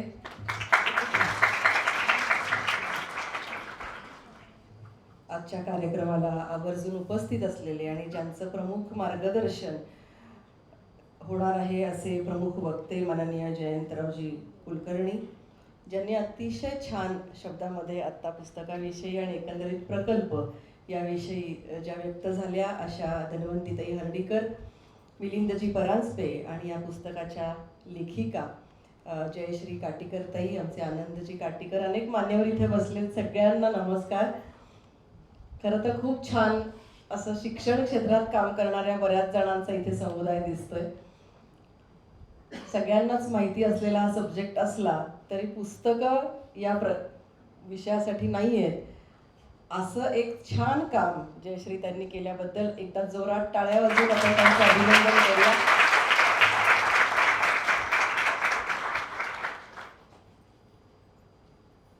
चाणक्यनी एक शब्द वापरलाय, अनविक्षिकी. आपल्यापैकी बऱ्याच जणांनी ऐकला असेल किंवा काही जणांनी ऐकलाही नसेल. आत्ता जे हर्डीकर मॅडम म्हणाल्या की शिकायचं कसं हे शिकायचं, याच्यावरून मला हा शब्द आठवला. मी कुठेतरी वाचला होता की कसं शिकायचं हे शिकवणं म्हणजे अनविक्षिकी. आणि आत्ताच्या काळामध्ये मग नवीन एज्युकेशन पॉलिसीचा म्हणजे राष्ट्रीय एज्युकेशन पॉलिसीचा आपण उल्लेख करा किंवा जीवनाभिमुख म्हणा, किंवा या सगळ्या ह्याच्यात प्रामुख्याने शिक्षकांची जबाबदारी कोणती, तर शिकायचं कसं हे शिक्षकांनी विद्यार्थ्यांना सांगून त्यांना एक मार्ग दाखवून वाटेला लावायचं आहे. कारण असं कितीतरी ज्ञान आहे की जे पुस्तकात वावणारच नाही. आपण बघतोय सध्याच्या काळामध्ये की इंजिनियर झालेली मुलं पुन्हा एक रिफ्रेशर कोर्स करतात तेव्हा त्यांना कुठेतरी जॉब मिळतो. कारण पुस्तकामधलं असलेलं ज्ञान हे जीवनकला किंवा जीवनासाठी आवश्यक असणाऱ्या गोष्टी नोकरी करणं किंवा व्यवसाय करणं या सगळ्यासाठी पुरेसं असेलच असं नाही, परंतु त्या त्या क्षेत्रामधलं ते ज्ञान ग्रहण करण्यासाठी शिकायचं कसं, त्याची काय पद्धत असू शकते का, त्याची काही कृती असू शकते का, त्याचा काही स्वभावधर्म असू शकतो का, त्याचा काही निग्रह असू शकतो का. तर ह्या सगळ्या गोष्टी शिकण्यासाठी कुठेतरी मधल्या काळामध्ये आपण कमी पडलो शिक्षक म्हणून, आणि म्हणून कुठेतरी विद्यार्थी कमी पडले आणि म्हणून कुठेतरी भारत कमी पडला.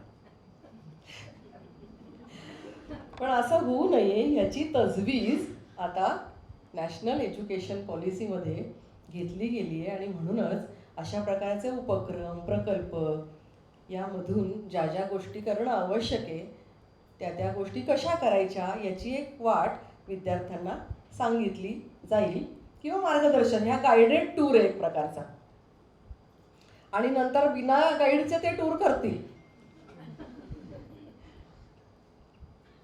मी एका DED कॉलेजला प्राचार्य म्हणून काम करते, आणि शिक्षण झालं एखाद्या विद्यार्थ्याचं असं आपण केव्हा म्हणतो, तर त्याच्या अभिवृत्तीमध्ये फरक पडतो तेव्हा.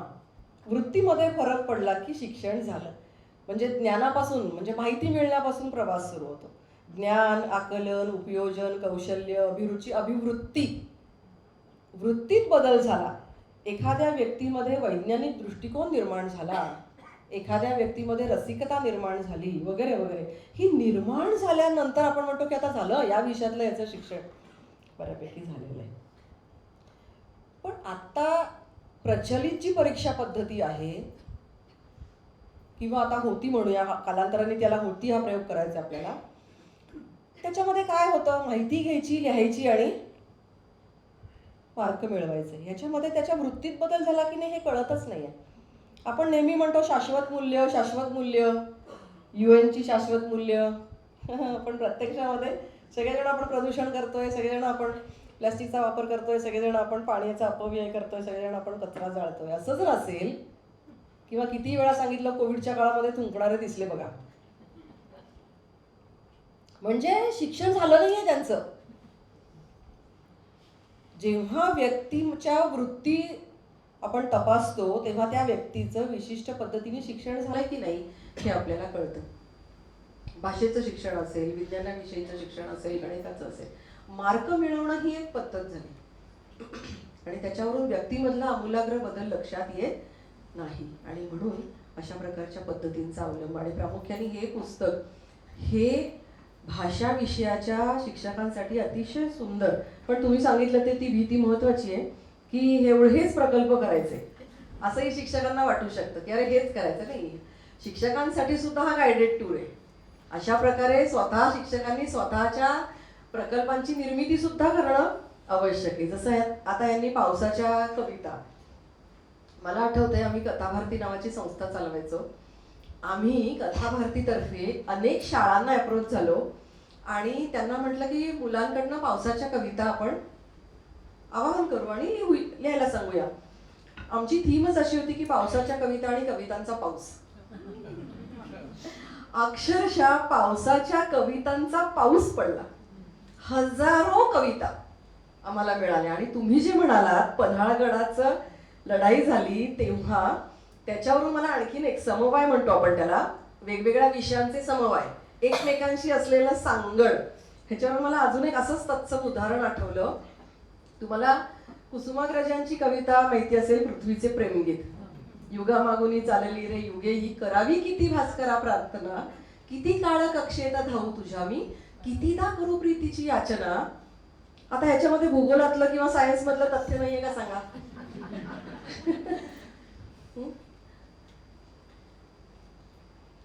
की नवाळी तलेला उमाळे उसासे, आता शांत झालीये पृथ्वी, किंवा अचानक येणारा धूमकेतू, तटस्थ राहणारा ध्रुव, सगळं वर्णन त्याच्यामध्ये. हे जर का आपण शिकवलं की ह्याच्यामधली ती तथ्य शोधा तर त्याच्यातली गेयता कळेल, कविता कळेल आणि रसग्रहण, तुम्ही तो QR कोड दिलाय त्याच्यातला, मग मी तो थोडासा बघितला QR कोड, सावरकरांवरची ती कविता खूप सुंदर. आणि रसग्रहण कसं करायचं याचा एक नमुना याच्यामध्ये, म्हणजे याच्या कॉलमच्या साईडला जे दिलंय तेही खूप वाचनीय आणि उपयुक्त असं आहे.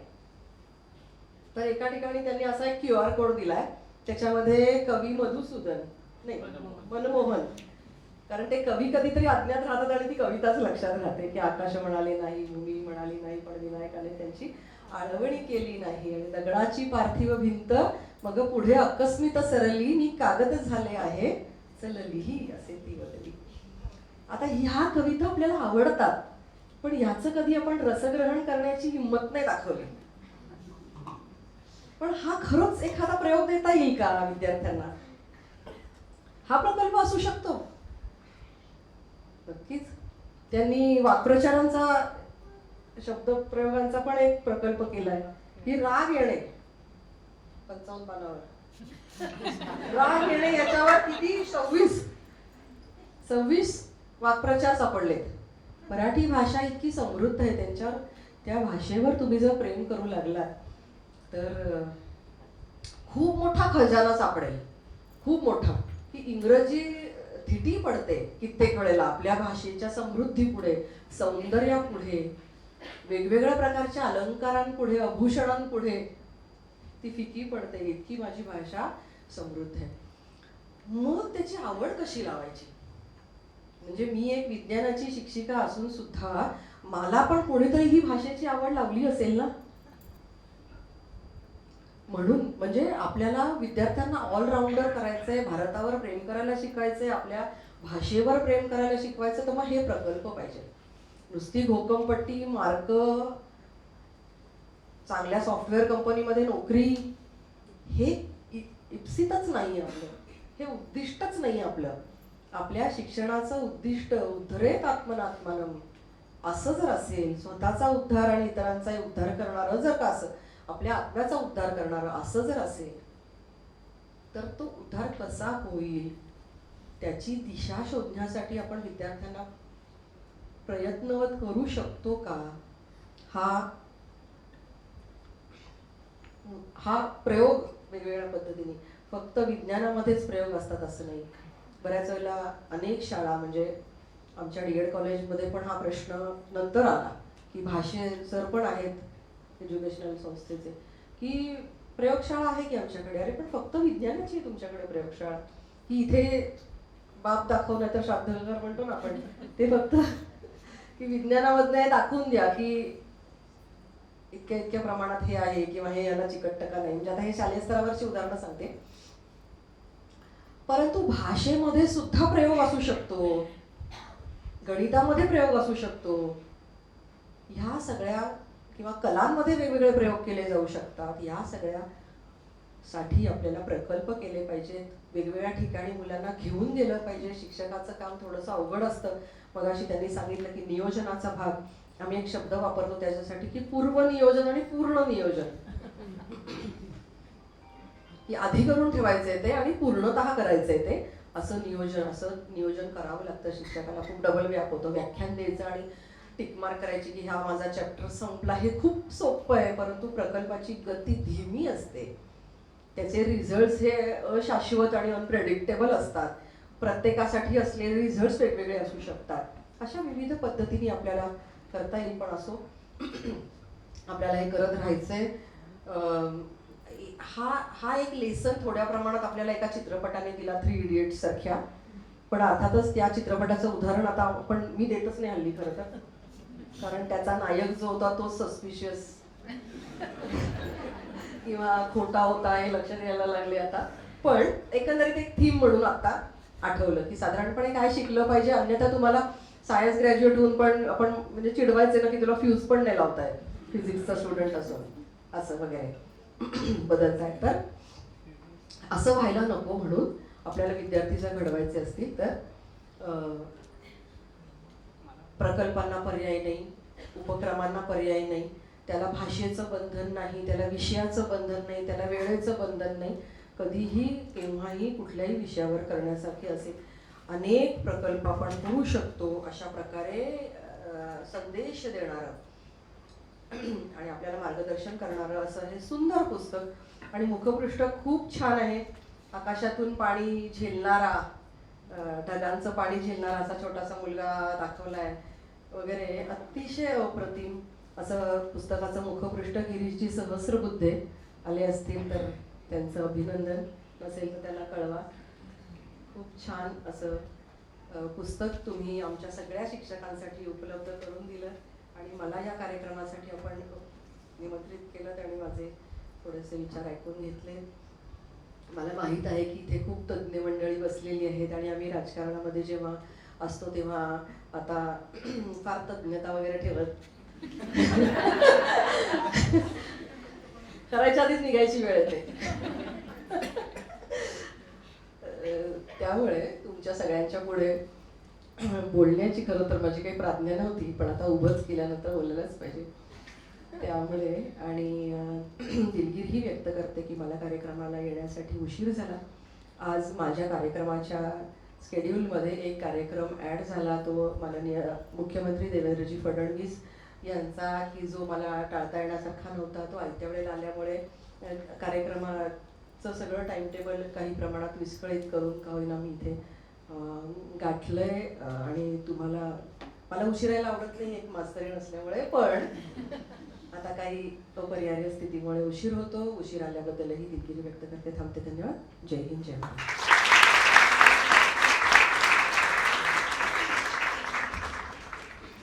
खूप खूप धन्यवाद मेधाताई. यानंतर इयत्ता 9वी मधल्या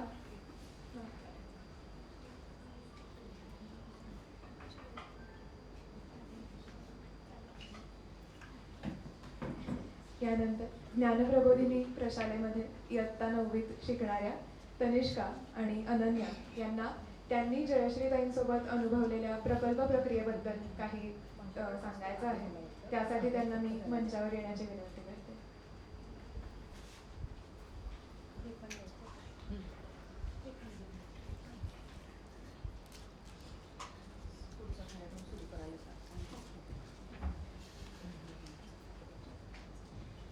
नमस्कार. 5वी पासून जयश्रीताईंच्या तासाला केलेली सगळ्यात आवडणारी गोष्ट म्हणजे संवाद लेखन. तर आमचं मनोगत आम्ही संवाद लेखनाच्या मार्गातून व्यक्त करून दाखवतो. ये रे पावसा तुला देतो पैसा, ये रे पावसा. अगं तनिष्का, काय गातीयेस तू? ऐक ना यार, किती गरम होतंय. वर्षा देवीचं स्मरण करते. अजून काय, पाऊस कधी पडणार? तनिष्का, तुला आठवतोय का आपण 7वीत पाऊस प्रकल्प केलेला, जयश्रीताईंनी मराठीच्या तासाला घेतलेला? पाऊस प्रकल्प? ए हो, आठवलं. अगं किती मजा आली होती ना पावसावरच्या कविता शोधायला, कविता करायला, शब्द शोधून त्यांचे गट पाडायला. हो ग, खरंच. पावसाला तेव्हा मी पहिल्यांदा पत्र लिहिलेलं. जयश्रीताईंनी आपल्याला अगदी मानवेतर गोष्टींना सजीव करून त्यांच्या दृष्टिकोनातून विचार करायला शिकवलं, नाही का? तुला माहितीये, पावसाला पत्र लिहिलेलं ना, त्यात मी क्रमांक 16ची तक्रार नोंदवली. आणि भाषेची गोडी सहजच वाढत गेली. आपण आवडीनं लिहायला लागलो. आणि आपण केलेल्या कल्पना आठवतात का? काय डोकं लढवायचो आपण. मातीच्या डबक्याला चॉकलेट सिरपची उपमा दिलेली आपण एकदा. हो, आणि आमच्या कल्पक संवादाला तर खुमोशा मिळालेला. खुमोशा? अगं विसरलीस, जयश्रीताई म्हणतात ना, खूप मोठी शाबासकी. अरे हो. आणि किती नवीन शब्द कळाले आपल्याला, किती उपमा आणि विशेषणं सुद्धा कळाली. माझा सर्वात आवडता प्रकल्प म्हणजे दिवाळी अंकाचा प्रकल्प. नेहमी सारखे ते धडे वाचायचे, कविता रटायच्या, स्वाध्याय सोडवायचे. किती कंटाळा यायचा आपल्याला या सगळ्याचा. तेच तर. पण जयश्रीताई त्यांच्या तासाला नेहमी काहीतरी वेगळं घ्यायचं. तासाच्या वेळात असं काहीतरी करायचं समजल्यावर किती मजा वाटायची आपल्याला. प्रत्येक गटाला एका दिवाळी अंकावर प्रकल्प करायला त्यांनी दिला होता. किशोर, कोणाला कुल्फी, कोणाला छात्र प्रबोधन, पासवर्ड आणि लाडोबा ह्या अंकांवर त्यांनी प्रकल्प करायला दिलेला. आणि आपला जगात भारी चिकू पिकू. तुला आपलं पणतीच्या आकाराचं भित्तीपत्रक आठवतंय? मग किती मस्त झालेलं ते. केलं कुणी होतं ते. सुरुवातीला आपण अंकातल्या गोष्टी वाचल्या, मग पात्रांवर, गोष्टींवर आधारित विचार करून रस्त्यांचं रसग्रहण करून कविता लिहिल्या. अनन्या, आठवतंय का आधी आपल्याला वाटलेलं किती बालिश आहे हा अंक. ह्यावर काय प्रकल्प करणार. पण जसं जसं आपण वाचत गेलो अंक तसं कळलं की बालसाहित्य लिहून लहानग्यांना खुश करणं किती अवघड असतं आणि किती मजा वाटते ते वाचायला. हो ना. आणि नंतर किती आनंद झालेला आपल्याला की इतका रंगीबेरंगी चित्रांनी सजलेला आणि कविता आणि गोष्टी सुद्धा मजेदार असणारा अंक आपल्याला मिळालेला. आणि त्यामुळे लोकांशी बोलायला मिळालं, आपल्याला आपल्या प्रतिभेचं प्रदर्शन करायला मिळालं. गटात काम करून भाषेची गोडी लागत गेली आणि हसत हसत रमत गमत ह्या प्रकल्पाच्या वाटा चालत चालत किती काही शिकून गेलो. तेच. तनिष्का, ही तुझी मराठीची 7वीतली वही आहे ना? हो, आजच मी हॅरी पॉटर आणि बोक्या सातबंडीमधला लिहिलेला संवाद वाचत होते. आणि ह्यातच आपली चिकू पिकूवर केलेली कविता होती ना? हो ग, हीच ती वही जी तू ऑलमोस्ट हरवलेलीस अनन्या, पण ह्यातच आपल्या चिकू पिकूचा खजिना दडलाय. चल ना ती कविता वाचूयात. चालेल. चिकू पिकूच्या कथांचा खजिना, शब्दांचा मेळ, चित्रांची गंमत, पात्रांना मिळाला वागणुकीचा दागिना, अंधार उजेडाची अनोखी संगत. चांदोबा व ससुल्याची जोडीच ही वेगळी, चालली तर चालते जादूची ही सावली, अंधाराचे दूत उजेडाला बोलवायला आले, झगमग दिवाळीचे आगमन झाले. वाचून हा अंक करू उत्साही दिवाळी, करंजी लाडू चकली शंकरपाळी. धन्यवाद.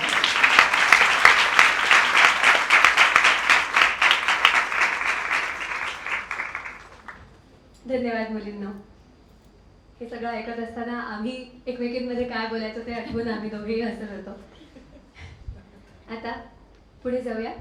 आजच्या कार्यक्रमाचे प्रमुख वक्ते जयंतदादा कुलकर्णी यांना मी आता 2 शब्द बोलायची विनंती करते.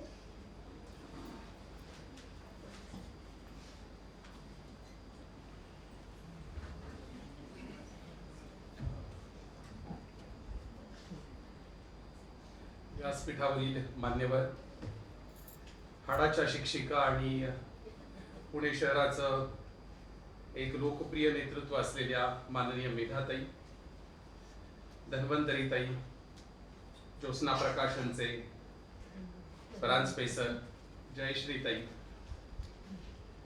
आणि या सभागृहात उपस्थित असलेले अनेक जण जे खूप चांगल्या परिचयाचे आहेत, की ज्यांच्या पुढे मला संकोच आहे की मी या ठिकाणी उभं राहून बोलणार आहे, असे खूप हाडाचे शिक्षक, विद्वान मंडळी या ठिकाणी आहेत. सगळ्यांच्या देखत एकदा घड्याळाकडे पाहतो म्हणजे मग श्रोत्यांना एक दिलासा मिळतो की घड्याळाकडे लक्ष आहे. मोजक्या 10 ते 15 मिनिटांमध्ये जे इथं लिहिलेलं आहे माझ्या नावाच्या पुढे, त्याची मी नोंद घेतलेली आहे आणि तेवढ्याच मर्यादेमध्ये मी बोलण्याचा प्रयत्न करेन.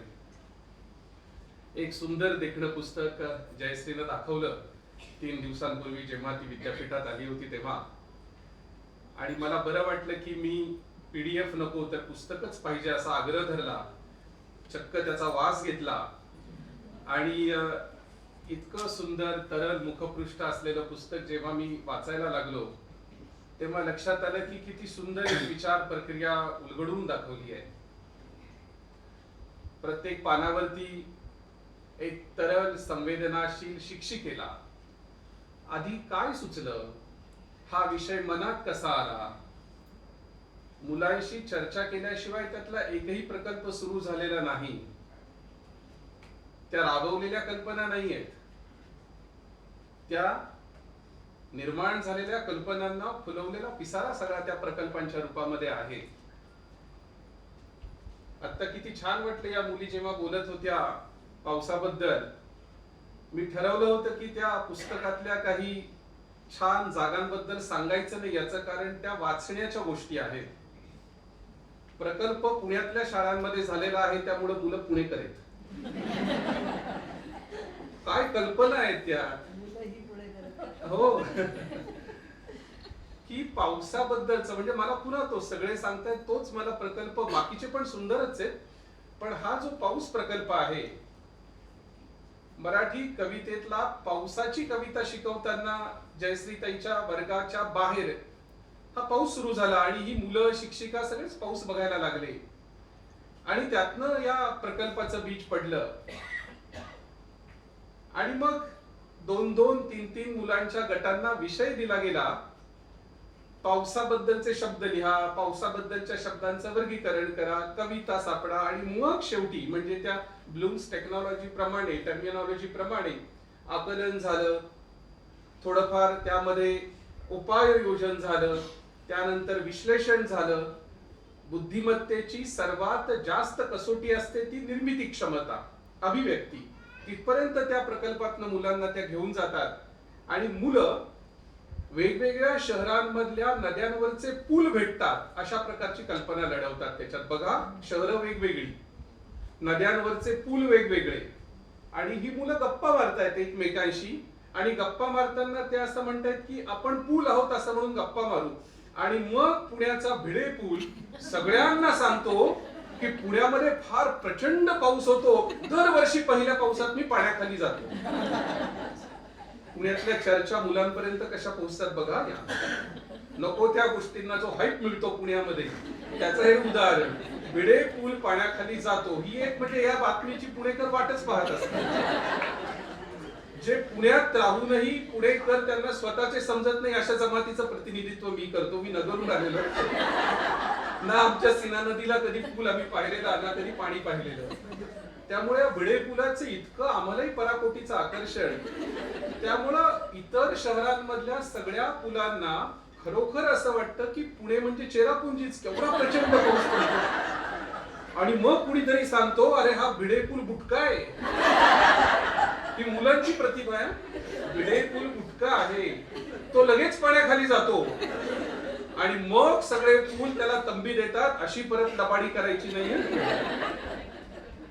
मला नाही वाटत ही मुलं त्यांच्या आयुष्यात नदी, नद्यांवरचे पूल, पुलांचं पाण्याखाली जाणं, त्यांच्या पुण्यातल्या पुलांचं पाण्याखाली जाणं हे कधी विसरतील. 7वी मध्ये असताना सुद कुलकर्णी नावाचे शिक्षक भाऊसाहेब फिरोदे हायस्कूल मध्ये आम्हाला होते. मुळात सर इंग्रजीचे शिक्षक, परंतु 9वीच्या अ तुकडीला ते मराठी शिकवायचे आणि आम्ही फ तुकडीतली मुलं टेक्निकल असल्यामुळे जात्याच वांड वर्ग. आम्हाला फक्त ते इंग्रजीला होते. 9वी अ ला मराठी आणि 9वी फ ला इंग्रजी. आणि आम्हाला बालभारतीच्या पुस्तकामध्ये कविता होती औदुंबर. पाय टाकुनी झळात बसला असला औदुंबर. आणि त्याची ती सुरुवात, ऐल तटावर पैल तटावर हिरवाळी घेऊन निळा सावळा झरा वाहतो बेटा बेटातून 4 घरांचे गाव चिमुकले पैल टेकडीकडे पाय वाट पंढरी त्यातून अडवीत डवी पडे. असं ती सगळी कविता होती. 10वीचा वर्ग हा, कारण 10वीला प्रत्येक मार्कासाठी आमच्या मनावरती बिंबवलेलं होतं की 1 मार्क जाता कामा नाही. आणि तेव्हा अवघड प्रकार असायचा, ससंदर्भ स्पष्टीकरण द्या. कसलं विषय प्रश्न. आज हसू येतं मिलिंद सर, पण तेव्हा हे प्रश्न होते, ससंदर्भ स्पष्टीकरण द्या.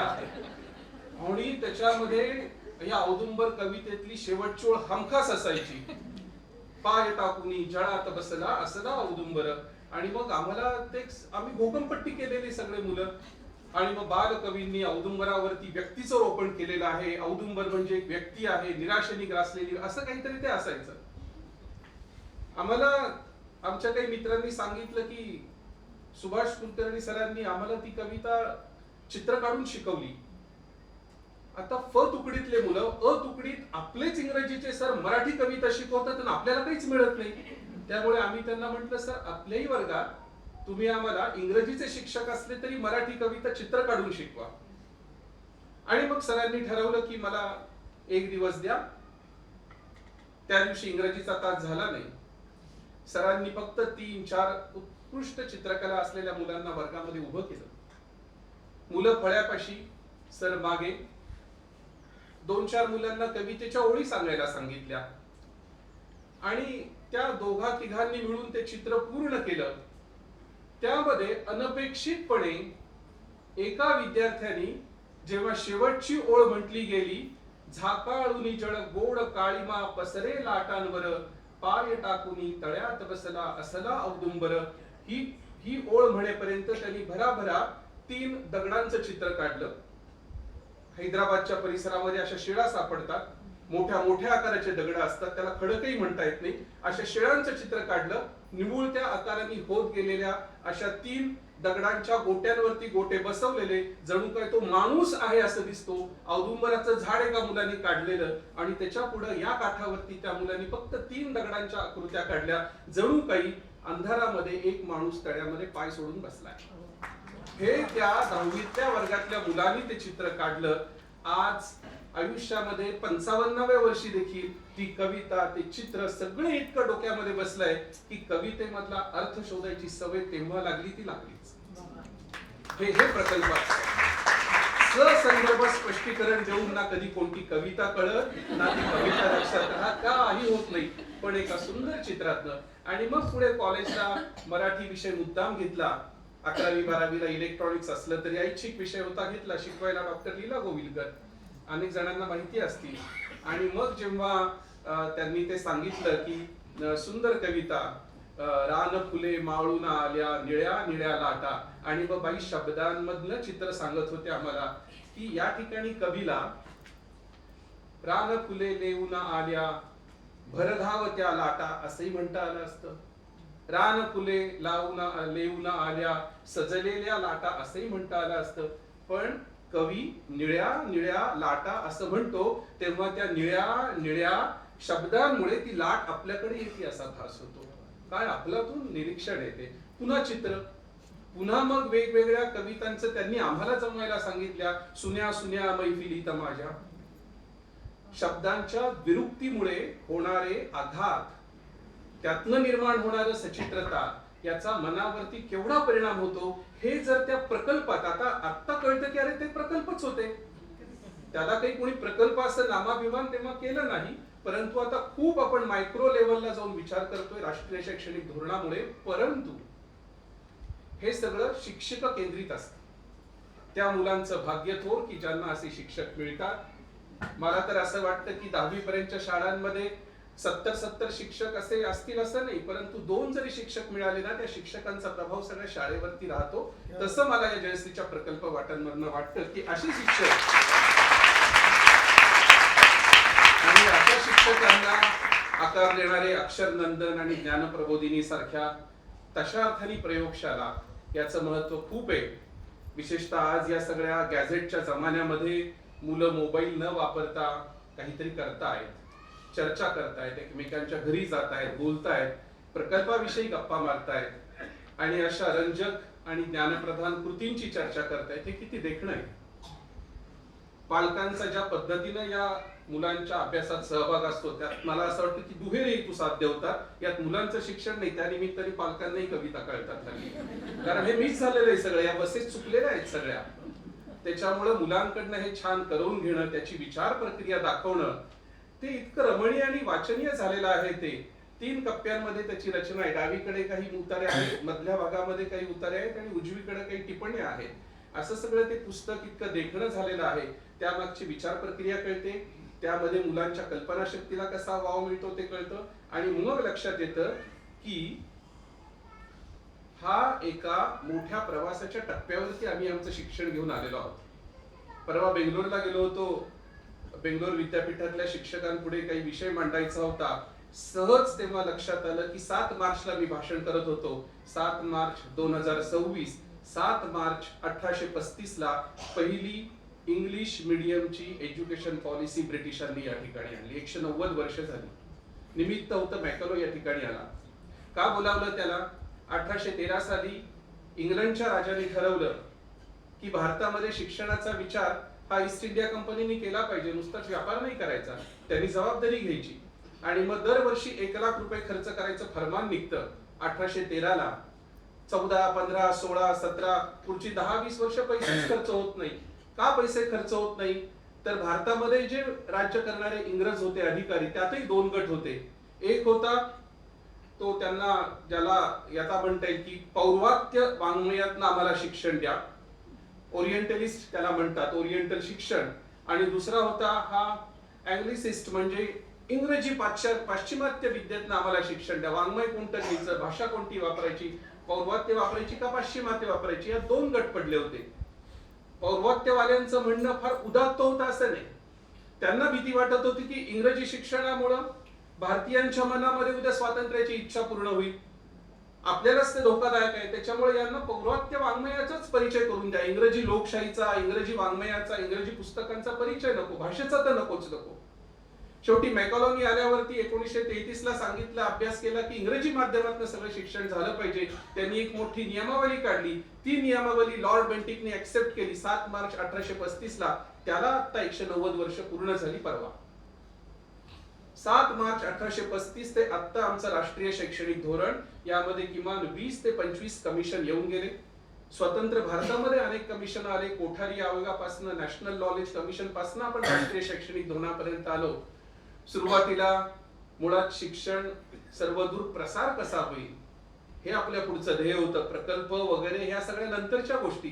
मुळात भारतामधल्या समाजाला शिक्षित कसं करायचं, इतक्या मूलभूत प्रश्नापासून आपली वाटचाल सुरू झाली. हा खरं म्हणजे विषय फार गंभीरतेनं पुढे नेण्याचा नाहीये, परंतु हे सांगितलं पाहिजे की ज्या वळणावरती प्रकल्प वाटांसारखे पुस्तकांचं स्वागत करायला आपण सगळेजण इथं जमलेलो आहोत, या बारकाईनं आपण आता शिक्षणाच्या प्रक्रियेकडे पाहतो आहोत, ती तपासून घेतो आहोत, मुलांच्या मानसिकतेचा विचार करतो आहोत. याचं कारण 200 वर्ष आपल्या पूर्वसुरींनी खूप काम करून ठेवलेलं आहे. तेव्हा या गोष्टींना वेळ नव्हता. चॅलेंजेस वेगळी होती, आव्हानं वेगळी होती. आज आपण असं मानून चालतो की ब्रिटिश आले आणि शिक्षण आलं, तसं नाहीये. धर्मपाल नावाचे प्राध्यापक आहेत, त्यांचं ब्युटिफुल ट्री नावाचं पुस्तक आहे, आवर्जून वाचलं पाहिजे. गांधीयन आहे ते. आज विकिपीडिया पासून सगळ्यांनी ऍक्सेप्ट केलेलं आहे की 18व्या शतकामध्ये, फारचा पूर्वीचा इतिहास आपल्याकडे लिखित नाहीये, पण ब्रिटिशांचं कलोनायझेशन झाल्यानंतर या ठिकाणी मद्रास प्रांतामध्ये, बेंगॉल प्रांतामध्ये आणि मुंबई प्रांतांमध्ये खेड्यापाड्यांमध्ये शाळांची अत्यंत चांगली स्थिती होती. संबंध वर्ष, शतकभर त्यांनी अभ्यास केलेला आहे, शतकभराच्या दस्तऐवजांचा अभ्यास केलेला आहे. ब्युटिफुल ट्री नावाचं पुस्तक निश्चित वाचा. शिक्षण क्षेत्रातल्या आपल्या सगळ्यांना हे माहिती असलं पाहिजे की हा काही अंधार युग नव्हता. आव्हानं वेगळी होती. मी म्हटलं तसं कमिशन येत गेले. ईस्ट इंडिया कंपनीचं कमिशन आलं, मॅकॉलेचं आलं, त्याच्यानंतर ज्यांच्या पुढे महात्मा फुलेंनी निवेदन दिलं असं ते हंटर कमिशन आलं, वुड्स डिस्पॅच आले, कोठारी कमिशन आलं, राधाकृष्णन कमिशन आलं, आणि आज आम्ही या राष्ट्रीय शैक्षणिक धोरणापर्यंत येऊन थांबलेलो आहोत. 4 आणि 5 क्रमांकाच्या उतार्यांमध्ये संबंध शिक्षणाची समग्र चर्चा आपल्या धोरणात केलेली आहे. कलम 5 हे तर केवळ शिक्षकांविषयी बोलतं. आपल्या राष्ट्रीय शैक्षणिक धोरणाचा आधार हे शिक्षक केंद्रित शिक्षण असलं पाहिजे असा आहे. अत्यंत सकारात्मक विचार करणारा शिक्षक आम्हाला हवाय. ज्ञानसंपन्न शिक्षक हवा आहे. वाचनप्रिय आणि विद्यार्थ्यांच्या कलागुणांना वाव देणारा, त्यांच्या प्रतिभेची जोपासना करणारा आणि विद्यार्थ्यांमधल्या गुणांना ओळखून भोकमपट्टीपासून लांब देऊन त्यांना जीवनाभूत देणारा शिक्षण पाहिजे असं स्पष्टपणे धोरणामध्ये म्हटलेलं आहे. मला असं वाटतं की जे आनंदी शिक्षण आपल्या राष्ट्रीय धोरणामध्ये अभिप्रेत आहे, ते आनंदी शिक्षण करण्याचा एकच मार्ग आहे, तो आमचा शिक्षक आनंदी असला पाहिजे. तिथे येऊन सगळं थांबतं. शिक्षक आनंदी असेल तर वर्ग आनंदी राहतो, वर्ग आनंदी असेल तर पालक आनंदी राहतात, आणि असे पालक आनंदी असतील तर त्यातनं आनंदी समाजाची एक पाया रचला जातो. साधं एखादं गाव आहे, 1000 लोकसंख्येचं गाव आहे आणि 3 शाळा आहेत असा विचार करा.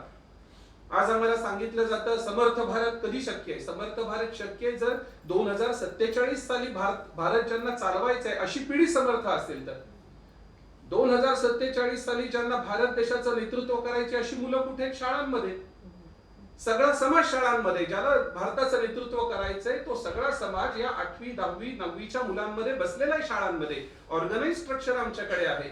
सगळा समाज ज्याला पुढे देश चालवायचा असेल असा जर शाळांमध्ये असेल तर मला असं वाटतं की शाळांमध्ये आमचा शिक्षक जर आनंदी असेल, सकारात्मक असेल, तर पिढी घडवण्याचं केवढं चांगलं काम आमच्या हातनं होणार आहे.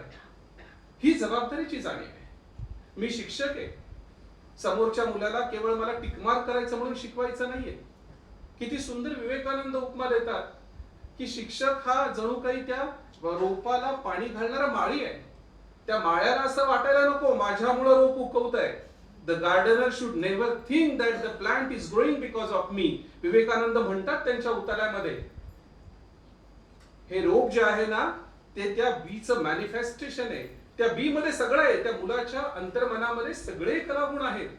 आपलं काम त्याला एक चांगली इकोसिस्टम देण्याचं आहे. त्याला उत्कृष्ट हवा द्या, पाणी द्या, वारा द्या. शिक्षक म्हणून त्या मुलांना त्यांच्या प्रतिभेला एक चांगलं अनुकूल वातावरण दिलं तर मुलांच्या मधले कलागुण आपोआप वरती येतात. ते कलागुण माझ्यामुळे येत नाही, त्या कलागुणांना वाव देण्याचं काम शिक्षक म्हणून मला करायचं, ही जाणीव या प्रकल्प वाटातनं जोपासली जाते. म्हणून ते महत्वाचं प्रकल्प त्यासाठी करायचे असतात. वर्गामध्ये गेलेला शिक्षक हा नेहमी मी गोव्यामध्ये असताना किशोरीताई आमोणकरांचं गाणं फोंड्याच्या त्या नागेशीचं मंदिर खाली आणि वरती रस्त्यावरती आल्यावरती फोंडा फर्मागुडीच्या इथं गणपती मंदिरापुढे त्यांचं गाणं व्हायचं. गाणं असायचं सकाळी 6ला आणि किशोरीताई यायच्या 4 वाजता पहाटे. का तर सगळे ते तब्बलजी, तंबोरा, ते सगळं तानपुरा, त्यांचे एका लईमध्ये त्यांना ते सगळे आवाज ऐकायचे असतात. गाणं होतं 1 तास पण तयारी 2 तासाची असायची. रांगोळी घालताना आपल्या महिला किंवा पुरुष कलाकार देखील सपा बसले आणि रांगोळी घातली असं होत नाही. ते अंगण स्वच्छ करण्याची एक कला असते. धूळ कुठे उडू नये, हलक्या हाताने ते अंगण स्वच्छ करायचं असतं. थोडासा पाण्याचा शिपकारा मारायचा असतो. बोटामधल्या चिमटीमध्ये किती अंतर ठेवायचं म्हणजे रांगोळीचे ठपके किती व्यासाचे पडतील याचं एक शास्त्र असतं, ते सरावानी जमतं. रंग कसे भरायचे, रांगोळी घालताना बसायचं कसं, असं घेतल्यावरती ती रांगोळी तयार होते. मला वाटतं किशोरीताईंचं गाणं काय किंवा ती रांगोळी घालणं काय आणि शिक्षकाचं 60 मिनिट वर्गातलं शिकवणं काय ही एक कला आहे. ही कला कळायची. त्या कलेकडे जाण्याचा मार्ग हा प्रकल्प आहे. आणि विद्यार्थ्याच्या बद्दल असलेलं ममत्व जर आतमध्ये असेल तर ही कला फुलून येते. मुळात विद्यार्थ्यांबद्दल तुम्हाला काही वाटतच नसेल आणि आज दुर्दैवानं एकीकडे सरकारी पगार चांगले आहेत, दुसरीकडे पगारच नाहीयेत. या सगळ्या 2 ध्रुवांमध्ये आमचा शिक्षक अडकलेला आहे. जिथे पगार व्यवस्थित आहे तिथं मी केलं नाही तरी पगार मिळणार आहे ही भावना आहे. जिथे पगारच नाही तिथे ह्याचा करून फायदा काय, मला पगारच मिळणार नाही, या 2 टोकाच्या परिस्थितींमध्ये सगळा शिक्षक वर्ग अडकलेला आहे आणि आमचं शिक्षण खातं त्यामध्ये अडकलेलं आहे. आपल्याला मार्ग काढायचा आहे या 2 ध्रुवांमध्ये आणि म्हणून या प्रकल्पांचा उपयोग आहे. शिक्षक सकारात्मक असेल, शिक्षकाच्या मनात विद्यार्थ्यांबद्दलचा आत्मीय भाव असेल तर सहजपणे असे प्रकल्प होतात. जॉन ड्यूई हा डॉक्टर आंबेडकरांचे प्राध्यापक. कोलंबियामध्ये डॉक्टर बाबासाहेब आंबेडकर 1913 ते 16 मध्ये होते. कुणी काढलं हे बालमानसशास्त्र एकाच वेळेस. बघा कशा गमती होतात. हा काळ आहे साधारणपणे 1864 1862 या दरम्यानचा काळ. आपल्याकडे रवींद्रनाथ टागोर शांतिनिकेतनचा प्रयोग 1911ला शाळा काढली. 1906ला शिकागो शहरामध्ये लॅबोरेटरी स्कूल जॉन ड्यूईंनी काढलं. दोघांचा भाव एकच. एकाला मुलांना अनुभवातून निसर्गाकडे न्यायचं होतं, एकाला मुलांना अनुभवातून जीवन पद्धतीकडे न्यायचं होतं. दोघं एकमेकांना कधीही भेटले नाही पण दोघांनी लिहिलेले पहिले लेख, यांचा लेख आहे एज्युकेशन अँड डेमोक्रेसी, यांचा लेख आहे शिक्षणावर हेराफेर. इंग्रजी शिक्षणामुळे ज्या चांगल्या गोष्टी झाल्या त्याचं कौतुक करतानाच ज्याचा आपल्या जीवनाशी संबंध नाही अशा इंग्रजी शिक्षणामुळे शिक्षणात कोणते हेरफेर झालेले आहे असा 1892 साली टागोर लेख लिहितात. त्याच दरम्यान तिकडे जॉन ड्यूई लेख लिहितात. प्रॅग्मॅटिझमचे उद्गाते त्यांना म्हणतात. आपल्या पुणे विद्यापीठामध्ये त्यांच्या नावाने अध्यासन सुरू झालंय किंवा होतंय. डॉक्टर आंबेडकरांचे त्या बाबतीत ते गुरु, त्यांनी या बालविकास शास्त्राबद्दलची पुस्तकं लिहिली आणि लॅबोरेटरी स्कूल काढलं. ते शिक्षकांना सांगतात की त्या ठिकाणी तू जातो म्हणजे त्या मुलांना सवयी लावणं हे तुझं काम नाहीये. तुझ्या डोक्यातली कल्पना मुलांकडनं राबवून घेणं हे तुझं काम नाही. You are not there to implement your idea through your kids. तुझं काम एवढंच आहे ऍज अ टीचर म्हणून जे मुलांच्या मनात आहे, जे मुलांच्या प्रतिभेत आहे ते पाहणं आणि त्याला जमिनीवरती आणणं. एवढंच तुझं काम आहे ऍज अ फॅसिलिटेटर. तू फक्त माध्यम आहेस. आणि मग अनुभवाधारित शिक्षणाचे अनेक प्रयोग त्यांनी आपल्या विद्यार्थ्यांना करायला लावले. सबंध युरोपमध्ये, अमेरिकेमध्ये ही बालमानसशास्त्राची लाट आली. आपल्याकडे पुढे गांधीजींची नई तालीम आली 1937 साली. गांधीजी स्वतः या प्रणालीचे उद्गाते होते. वर्ध्याला पहिलं संमेलन झालं, राष्ट्रीय शिक्षणाचं संमेलन पहिल्यांदा वर्ध्याला झालं 1937 साली. त्यात त्यांनी हा विषय मांडला. पुढे गुजरातमध्ये गजूबाई वधेका आणि विक्रम साराभाईंची आत्या म्हणजे सरला सालाभाई या दोघांनी मॉन्टेसरीचे प्रयोग केले. मॉन्टेसरी ही तिकडं, तिला भारतीय पद्धतीची साडी नेसवून तिचं बालक मंदिर केलं आमच्या गजूबाई वधेकांनी. एकदम मिशीदार माणूस पण त्याला मिशीवाली आई म्हणायचे सगळे. वाचलं पाहिजे. गजूबाई वधेकरांचं चरित्र वाचलं पाहिजे. सरला साराभाईंनी काय प्रयत्न केले ते वाचले पाहिजे. नूतन बालक मंदिरांमध्ये भारतामध्ये काय प्रयोग सुरू झाले, विवेकानंदांनी काय विचार मांडले, जे कृष्णमूर्तींनी काय विचार मांडले, रवींद्रनाथ टागोरांनी शांतिनिकेतन मध्ये काय करून दाखवलं. त्यांचा मुलगा रथींद्रनाथांचा मृत्यू झाल्यानंतर त्याची जी विधवा पत्नी होती तिच्याकडे शाळेची धुरा सोपवण्यात आली, तेव्हा प्रतिमा दिदींनी शांतिनिकेतन मध्ये काय प्रयोग केले हे सगळं मुळातनं वाचण्यासारखं आहे. ही पिढी आहे आपल्याकडच्या शिक्षणातल्या प्रयोगांची. विवेकानंद आहेत, जय कृष्णमूर्ती आहेत, अरविंद आहेत, महात्मा गांधीजी आहेत. या सगळ्यांनी पावला पावलांनी या प्रयोगाधारित शिक्षणाचा पाठपुरावा केला, त्याला पुढे नेलं. पश्चिमेमध्ये जे चिंतन चाललं होतं त्याला भारतीय चौकटीमध्ये या सगळ्या मंडळींनी आणलं आणि आज आपण राष्ट्रीय शैक्षणिक धोरणाची चर्चा करण्यासाठी एका मोठ्या व्यासपीठाची उपलब्धता करून दिली आहे, ज्यामध्ये पश्चिमेचं जीवनाची अनुभूती देणारं शिक्षण आहे आणि त्यामध्ये पूर्वेचं अध्यात्माकडे घेऊन जाणाऱ्या शिक्षणाचा पण अंश आलेला आहे. म्हणून राष्ट्रीय शैक्षणिक धोरण जे 91 पानांची पुस्तिका आहे ती प्रत्येक पानावरती या शिक्षकाचं आणि या प्रकल्पांचं महत्व आहे. अमूलाग्र याचा विचार झाला पाहिजे. मला वाटतं हे खूप छान प्रयोग होत आहेत. प्रकल्प वाटांच्या निमित्ताने 8 प्रकल्प त्यांनी दिलेले आहेत, त्याची मांडणी केलेली आहे. ते वाचून आपल्याकडच्या शिक्षण क्षेत्रामध्ये सजगतेने प्रयोग करणाऱ्या अनेक शिक्षकांना प्रेरणा मिळावी. या पुस्तकाची तडाखेबंद विक्री व्हावी, अनेकांच्या खिशातनं पैसे जावे आणि त्या मुलांनी जयश्रीला जे म्हटलेलं आहे जयश्री पाकिटमार आहे ते खरं व्हावं.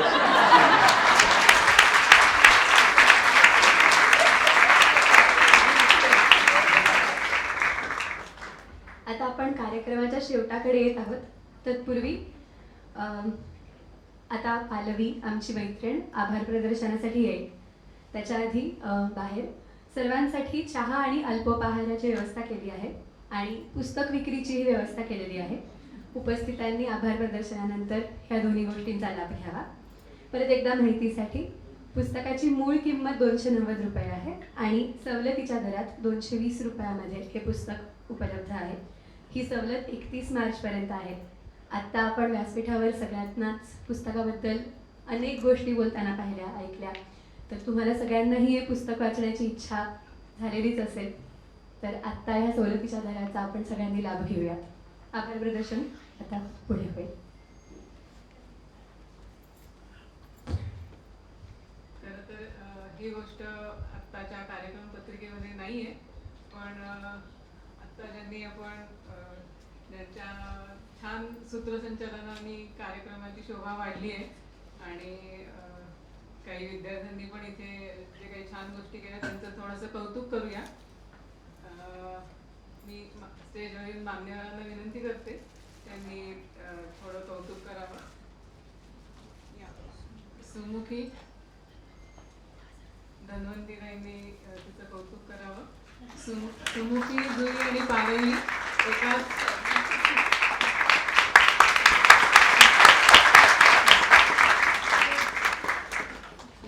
तिघी एकाच वर्गात शिकतात. सुमुखी आता इथेच DSPU मध्ये फिल्म मेकिंगचं पुढचं शिक्षण घेते FYला. त्याच्यानंतर जुई, जयंत दादांना विनंती करते जुईचं कौतुक करावं. जुई सध्या पुणे विद्यापीठामध्ये कथकचं पुढचं शिक्षण घेतले आहे.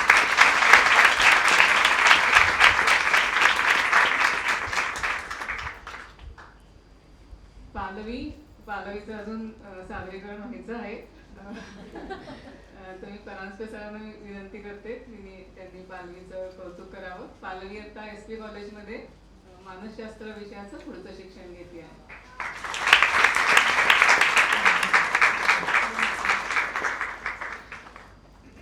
कार्यक्रमाची सुरुवात सुरेल गीताने झाली.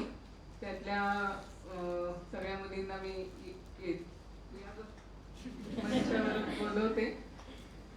अवनी, स्पृहा, सान्वी आणि आनंदी त्यांचंही कौतुक करावं.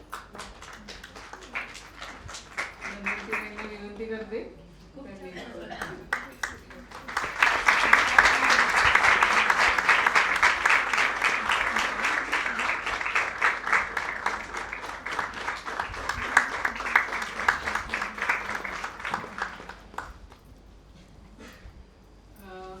तनिष्का आणि अनन्या. त्यांनी संवादातून थोडंसं वर्गातलं चित्र, आणि हे काही स्क्रिप्टेड नव्हतं, त्यांनी उत्स्फूर्तपणे त्यांना ज्या वाटतात त्या भावना व्यक्त केला, सूत्रसंचालकांनी सुद्धा आणि यांनी सुद्धा. हा प्रकल्प नव्हता. त्यांचंही स्वागत ताईंनी करावं. स्वागत नाही, कौतुक.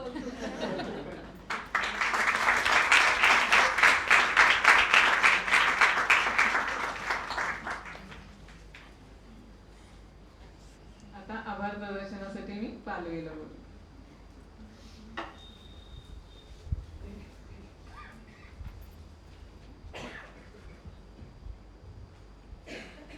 नमस्कार. ताईंच्या वतीने आभार मानायला मी इथे उभी आहे. ताईंच्या भावना या पत्रातून आपल्यापर्यंत पोहोचतील. कुठल्याही ध्येयापर्यंत माणूस एकटा कधीच येत नसतो. त्याला हात देणारे, पायवाट करून ठेवणारे अनेक जण असतात. पण असे कार्यक्रम म्हणजे एक संधी असते इतरांप्रती कृतज्ञता व्यक्त करण्याची, आणि ती संधी मुद्दामहून इथे घेतली आहे. जयंतदादा, आजचे प्रमुख वक्ते.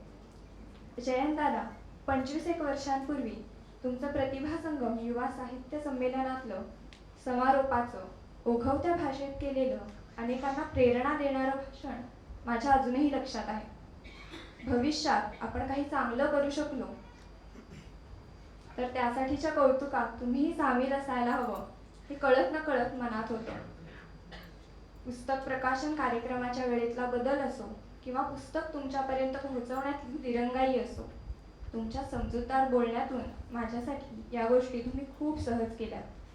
माझ्या विनंतीला मान देऊन तुम्ही आला त्याबद्दल मनापासून कृतज्ञता व्यक्त करते.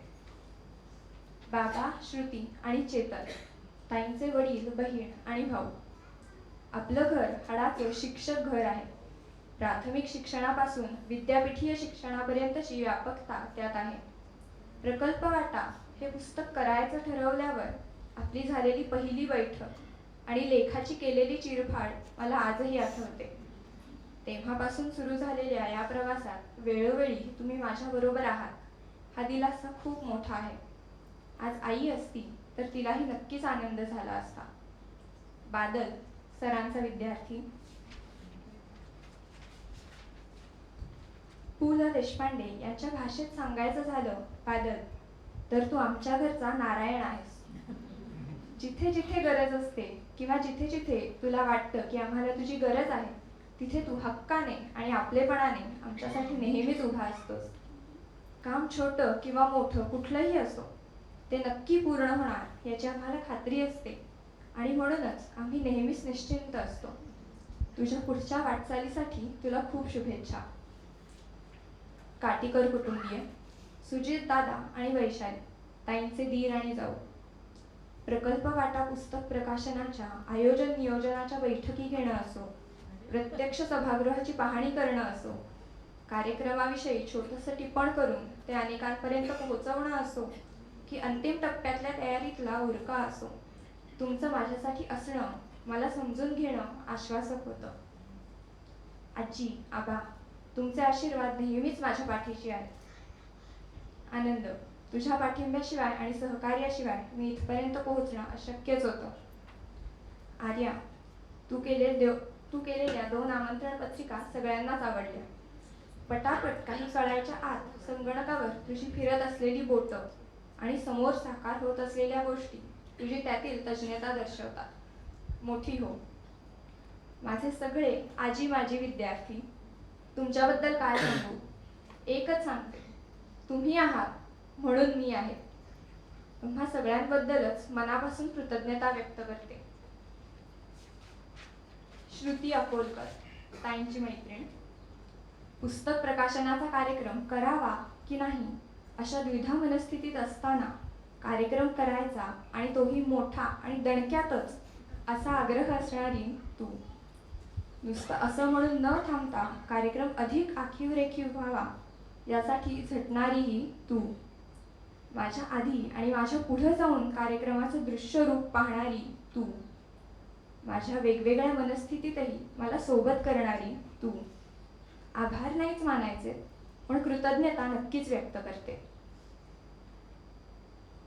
घरचं कार्य असल्यासारखं कार्यक्रमासाठी उत्साहाने पुढे आलेला प्रशालेचा संकलन आणि मूल्यमापन विभाग, त्यातल्या आजी, माजी मैत्रिणी, सहकारी, फर्ग्युसन महाविद्यालयातल्या आठवणी जागवत कार्यक्रमासाठी पुढे सरसावलेल्या 30 वर्षांहून अधिक काळ सोबत असलेल्या माझ्या मैत्रिणी, आपल्या सगळ्यांपर्यंत पोहोचलेली पहिली आमंत्रण पत्रिका तयार करून देणारी अंजली, सगळ्यांच्या स्वागतासाठी सुबक रांगोळी काढणारी सुषमा, सूत्रसंचालनाच्या तयारीसाठी त्यातले बारीक सारीक तपशील आमच्या लक्षात आणून देणाऱ्या स्नेहलताई, व्हिडिओ शूटिंग आणि फोटो काढणारी रोहिणी, घरकामात मला मदत करणाऱ्या मदतनीस दीपा आणि भाग्यश्री, पुणेकर, मार्च महिना, उन्हाळा आणि दुपारी 4 ही वेळ.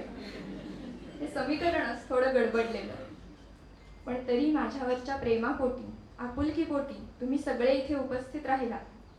मनापासून धन्यवाद.